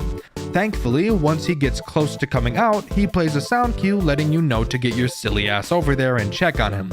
But holy shit, With how slow movement between areas is, having to check for Freddy, Bonnie, and Chica if you're on the other side of the map as Foxy as he plays his song, the spastic mad dash you have to make to the other side of the building is enough to send you into cardiac arrest, I swear to God. But for the objective, collecting the pieces. Scattered throughout the pizzeria are 5 pieces to a golden Freddy plushie. You have to move around the pizzeria and find them all, which can be pretty fucking hard. Even though they're pretty big, there were 2 I looked right at but didn't see. That's probably because the whole game is totally black and white, so making things out is obviously harder than it usually would be. You have to collect 2 legs, 2 arms, and a head. You might be wondering about the body. Don't worry, we'll get to that later. The limb locations are as follows: in the kitchen, on the stage, in the back room, and on the table next to Pirate's Cove. The head can be found in the exit area from night 1. Thankfully, there's no specific order you have to grab them in. So, my first thought was to immediately go to the kitchen, then the exit room, then walk across the stage, and then hit the back room before quickly booking it back to Foxy to check on him and pick up the last limb, since I fully believe that is possible to do before Foxy gets out. But Foxy isn't the biggest issue in this night. No, the biggest issue in every night is Bonnie and Chica, those fuckers. Freddy, in all honesty, throughout my playthrough, barely showed up at all, which I appreciated. But Bonnie and Chica, oh my god, it's like they were fucking scheming between nights. They knew my path each time. Oh, he wants to go to the exit room? Well, let's go right in front of it and to the side of it so that he has to backtrack 2 rooms to be able to try and get to the exit from another angle. But once he backtracks a room, let's body block him so that he has to backtrack 2 more rooms. Fuck him, right? Oh no, now he spent too much time dealing with us fuckers that Foxy's about to bust all over his face. So now he's got to get to Foxy before continuing. You want to know what would be drop shit fucking hilarious? If we body blocked him every fucking room on the way there. Fucking rolling on the floor laughing ass animatronics. Fuck. So needless to say, I never got to put my perfect plan into action, and I spent most of the night going from one side of the building to the other. This is why this night is so hard. But once you've got all the pieces, we get to listen to another story. There once was a sick, twisted monster who stalked its victims from the shadows. Its heart far gone from its body, the putrid, parasitic individual lived for the hunt, to capture and corrupt the weak, all for the sake of satisfying its disgusting pleasures. Tonight was no different. Amidst the rain, this vile vampire of society spotted a young girl, left outside the entrance to a family restaurant. She looked in from a window as the other kids inside had fun and celebrated without her. The monster approached the girl from behind, its body trembling in anticipation to savor the perfect opportunity that had been laid out in front of it. Maybe, if some humanity was still lingering inside, if some shred of dignity had remained in its hollow heart, it would have felt pity for her. Maybe it could have sympathized with her situation. It stood still, inches away from her, its hands reaching out for her back, the sound of its breathing masked by the downpour surrounding them. The child felt a chill run down her spine. She saw its eyes looking at her in the reflection of the glass. She slowly turned around to face the figure towering over her. You rotten, ignorant, heartless creature. You left that innocent girl in that alley to die a cold, lonesome death. Your hands were tinted red with her blood, colorless in your empty eyes, and you felt nothing but satisfaction from taking her life. And for what? You don't remember? We all know that's not true. These meetings have been merely a formality. If it were up to me, I would have left you alone to be torn apart by your captors, limb by limb, just like you tore the life away from her that night, tossing her into the trash after capturing the fragments of her presence. But now it's time for you to feel her pain, to feel the pain that all your victims suffered. Rotten hell, William Afton, alongside the shadows of your past. That's right. If you hadn't put the pieces together already, we're playing as William Afton, and the story that's been being told is William's childhood, and what led him to becoming the man he became. I think that this reveal is fucking brilliant. I absolutely love it. I think this is something that Five Nights at Freddy's should have done. You never learn why William is the way he is. You're just meant to accept that he's a murderer, which is never the case with actual murderers. I'm aware he had a reason as to why he murdered the kids, but normal people don't murder, period. You can always go back in their past and pick up on small hints that something isn't right in their development, and in a lot of cases, harming animals is one of the earliest signs. Look at Jeffrey Dahmer, who mutilated animals in the woods to study their insides. Giving Afton this bit of story, while generally simple, provides so much more meaning behind the actions that he made in the main games, and I really hope the new FNAF game Into the Pit does something like this. I love it. But now, we get to move on to the final night of this game. No, there's no sixth night. This is it.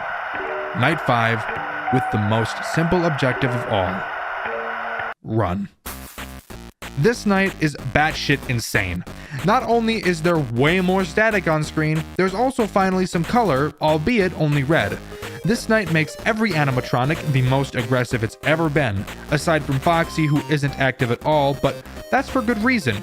Every location you move to sends you to a completely random area of the pizzeria. You'd think to run to the exit, but the moment you step out of your office, you're teleported to a totally random area. And maybe you'll eventually find the exit, but as you run through the doors, you realize you get teleported back onto the other side of the pizzeria. And if you thought the clock was moving quickly on previous nights, you're not ready for how quickly that shit goes down in night 5. In order to win, you have to randomly teleport through rooms for long enough that you eventually get teleported inside the bathroom, which only has one exit. Once you leave the bathroom through that one exit is when you finally get teleported back to the office and win. But holy fucking shit, I have stuff to complain about before we get that far. Let me start by completely disregarding Freddy.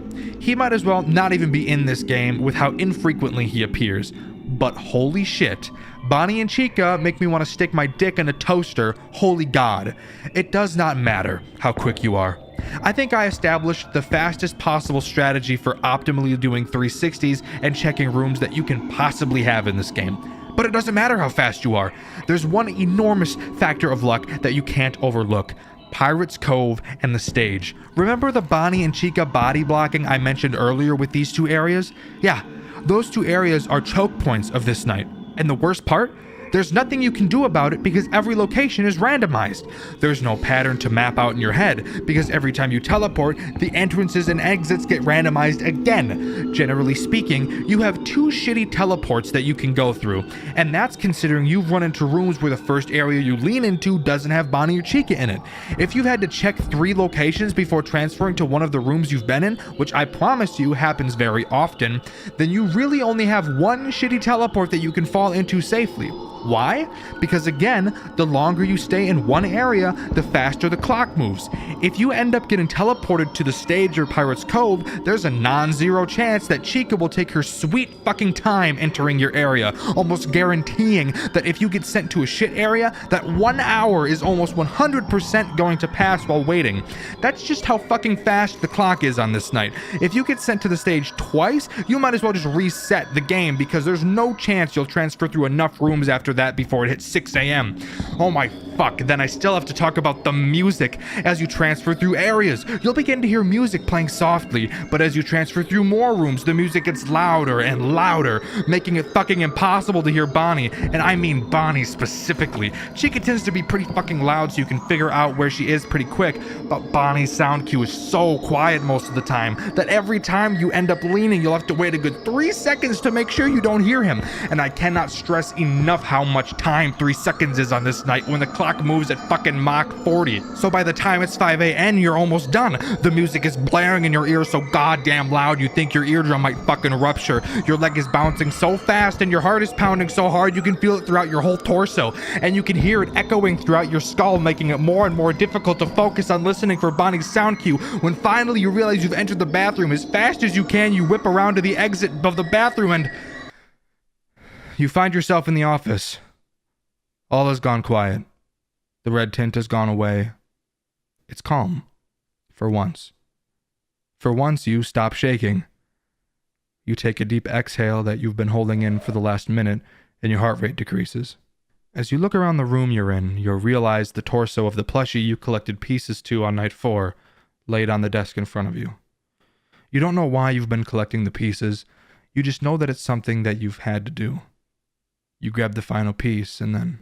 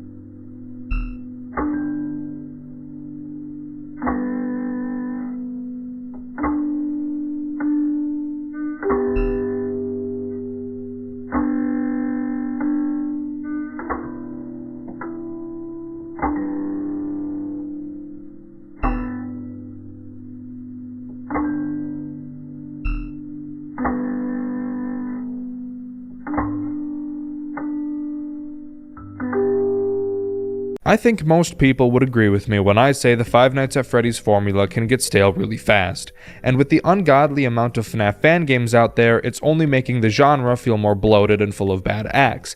However, sometimes a fan game appears from the poop and pee infested FNAF category on Game Jolt and really opens my eyes and shows me something super creative that I've never seen before. Enter Five Nights at Chuck E. Cheese, a game made by the Radiance team. Yes, the same team that brought us the amazing Treasure Island remakes. For this video, note I will be talking about the reboot, as that's the one I played. Before we start, I'd like to say thank you to all of you who watched my Garden of Bam Bam video. I just started this channel, and 3 days after that video was released, it already passed 100 views, so thanks for that. Five Nights at Chuck E. Cheese begins with us reading a note that we will be covering somebody named Sue's night shifts for the week because she's having some family issues. I'm not sure how taking shifts works for all jobs, but I feel like in most cases you can only cover someone's shift if you worked the same shift they do. And from the way the phone guy character talks to us, it sure seems like we're not from the night shift originally like Sue is. Maybe I'm wrong and this point was stupid, and if that's the case then please ignore that. Night 1 begins and we're greeted with one of the coolest office designs I've ever seen. In front of us we have a desk with a lamp on it, some pins, a newspaper, a toy car, and a large monitor. Typically in FNAF games and fan games, the characters can be found immediately on the cameras. A lot of the time characters will spawn on some sort of show stage like in the originals, however, this game chooses to do something completely different, and I love it. Behind our desk, we see what appears to be pictures of all the characters hanging on the wall, but no, those are not pictures. Those are the actual characters standing right in front of us. We know this because as the characters begin to move, we are no longer able to see them in front of us. When I first played through this game and I couldn't see anyone on the cameras, I was really confused. But then Chucky disappeared from what I thought was a picture frame. It terrified me, and I think this is one of the most creative things I've ever seen a FNAF fan game do. Night 1 isn't too difficult, only having Chucky being active. He'll move around the cameras until he reaches the only door to your office, which is behind you. Before I show you this door, I just want to say how fucking cool this is. Not only do we get the comfort of knowing which characters are active and knowing which ones we have to worry about right now because of the stage in front of us. Now, the game is actively forcing us to turn our backs to these characters, which we know are quite literally feet away from us. Before Chucky gets to the door behind you, I said he moves around your cameras. Unlike Five Nights at Freddy's, where the animatronics show up on the cameras and can easily be found, and typically don't really seem to know the cameras are there, the animatronics in Five Nights at Chucky's know that the cameras are on and that you are watching them. Because of this, you'll see a lot of the characters often crouch down and duck behind things, almost like they're hiding and hoping you don't see them. This is such an amazing and creepy touch that it just makes the demeanor of the characters all the more scary. It seems like they're very much conscious and are capable of making their own decisions. When Chucky gets to your door, he does something a little different than the usual FNAF character would. Rather than just standing at the door, again, when you flash your flashlight into the doorway, Chucky is crouched down. And if it wasn't for a sound cue he made, you might actually miss that he's there. Since there's not just one state that he can be in, he'll actually hide in multiple areas in your doorway in hopes that you don't see him. Side note, as I was doing research for this game and writing the script, I learned something about the animatronics in this game. I said the characters crouch down, but that isn't exactly true. Turns out the characters perform in these small boxes that we see in our office and are never actually supposed to be able to move around. Because of this, the animatronics don't actually have legs, so no, the characters aren't crouching in the cameras, they're actually dragging themselves around in order to get to you, which actually makes the situation you're in all the more horrifying. Anyways, when Chucky appears in your doorway, you have to close what this game calls the gate. It's very similar to the normal FNAF doors, but a little different. Rather than just punching a button and having the doors close, you have to pull and hold down this lever to close the gate. But it doesn't close immediately. You're forced to sit and watch the gate slowly close, knowing that a very dangerous threat is only feet away from you. This thought alone makes an act that should be simple and thoughtless feel incredibly intense. I said that Chucky has a sound cue for when he appears at your doorway, but it's actually multiple sound cues that will play at random whenever he arrives. Now, you may be asking, what's the sound cue he makes when he leaves? Well, if this situation wasn't already butthole puckering enough, Chucky makes no sound cue letting you know he's left your doorway, and you can't flash your light when the gate is down, meaning in order to check if he's still there, you have to let go of the lever and flash your light, leaving yourself vulnerable to attack. This whole system has been designed so well, I don't really have the words to describe how much I like it. Dealing with Chucky is terrifying almost every time you have to do it, and that's saying a lot considering how often he shows up at your door. On the upside, there's no power, so you can hold down your gate and use your cameras as much as you'd like with no need to worry.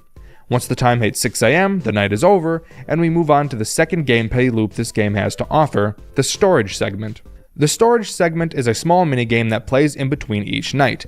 The idea is exactly the same as the plush trap minigame from FNAF 4, allowing the player to skip 2 hours of the next night, which in this game, trust me, is very helpful, as this game did not ask for consent before it railed me in the ass. Maybe I'm just really bad at FNAF games, but this game is actually really hard. Anyways, the post-night requires you to find a certain number of items on a large shelf, while a character named Krusty the Cat stalks you from behind. Krusty will play a sound cue every now and then notifying you of his location, and you'll have to turn around and flash him with your light to make him go away. When he does, he'll play one of an assortment of sound cues. After collecting all the items, the post-night is over and the next night can begin. Before I talk about night 2 though, I want to talk about how amazing and creepy the character designs in this game are. Garten of Banban, take note. I'm not going to go through each character, but look at Chucky.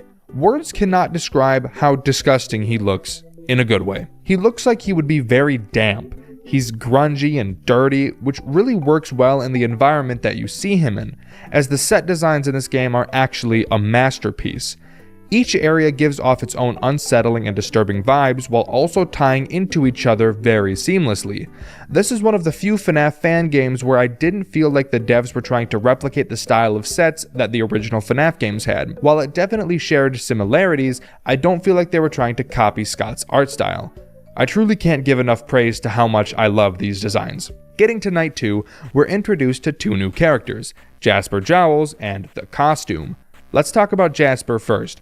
After Jasper leaves the stage, he will wander around the cameras until he attacks you. You might notice that on night 2, a stage call switch appears on your desk. When Jasper attacks you, he will appear in front of you like the withered animatronics from FNAF 2. When he does, you hold the stage call switch, which will make Jasper go back to his stage. That doesn't sound terribly difficult, and it isn't. However, the characters in this game a lot of the time will actually wait and attack you at the same time rather than attacking you as soon as they can. As difficult as this makes the game, I love it. It really makes you feel like the animatronics are working together to try to ambush you. This game does a really good job at making you feel outnumbered, unprepared, and vulnerable. Now let's talk about the costume. The costume is, well, a fucking costume. It's the suit that Chuck E. Cheese workers walk around the pizzeria in, playing as Chucky. However, unlike the animatronics, there should be no wiring in him since he's a costume, so I've always wondered how he's moving around. Anyways, he'll appear on camera 4, and it's your job to keep a very close eye on him. The costume can't move if you're looking at him, and once he moves to another location in the building, there's no way to make him go back. Once he gets to your doorway, just like Chucky, you'll have to close the gate.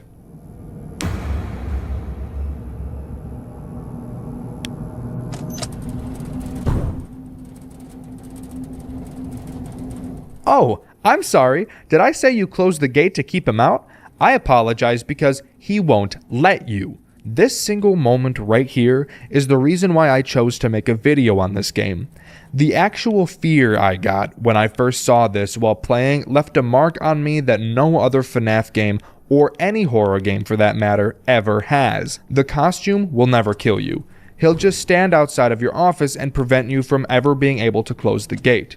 The most terrifying part is he's playing with you. He knows he's stronger than the door is, so he'll let you get the gate about halfway closed before forcing it all the way open. Then he'll let you pull it halfway down again, and he'll do this forever. He will never go away. He doesn't care about your flashlight, and he doesn't care about the stage call. He's toying with you, letting you know that no matter what, Chucky is coming, and when he does, I'm not going to let you keep him out. This is the coolest thing in a FNAF game I have ever seen, and I wish more of them would do interesting and surprising things like this. I could talk about the costume all day, but let's move on to night 3. On night 3, we're introduced to Mr. Munch. Mr. Munch will occasionally leave his stage and appear on one of the cameras. When he does, you have only a small amount of time to figure out which camera he's on. Once you find it, he'll go back to his stage.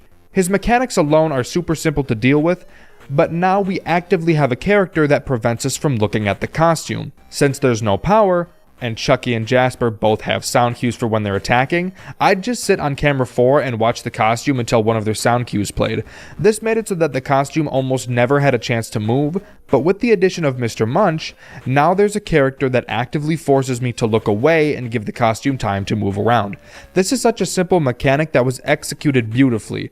Honestly, the Radiance team is so talented, I can't wait for their future projects. Night 4 introduces Helen Henny.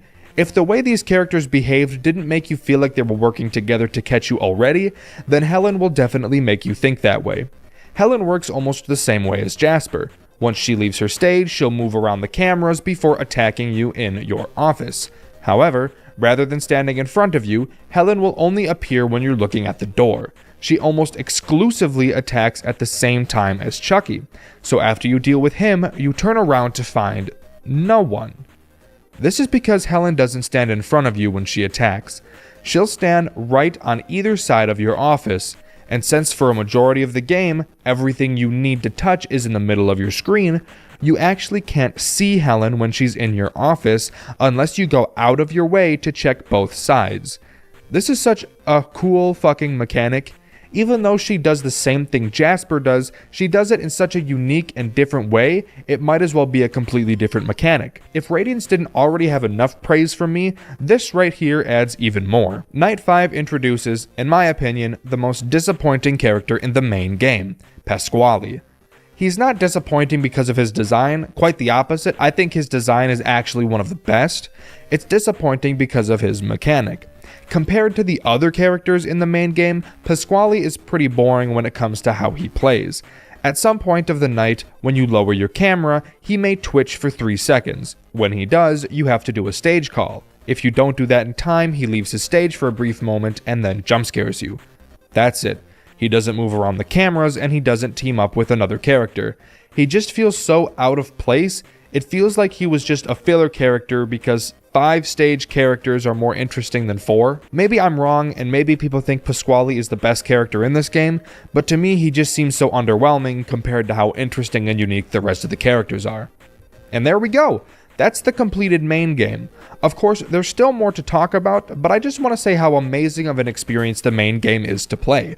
Night 5 alone took me about half an hour to beat. It's super hard, but I think that suits the game perfectly. Never in my playthrough of the main game did I feel like I lost because of RNG. It always felt like I was just outsmarted by the animatronics, which is what I think Radiance was going for, or at least is what I hope they were going for. They did a fantastic job at crafting this game, and even with how disappointed I was with Pasquale's mechanics, I still think overall the main game is a masterpiece. Now we can start talking about the challenges in this game. Rather than going over each of them, I'm just going to talk about True Nightmare mode, this game's all 20 mode. I'll admit it here and say I myself did not beat True Nightmare, so for this segment, all gameplay you see will be from Shooter25, one of the most talented FNAF challenge runners of all time.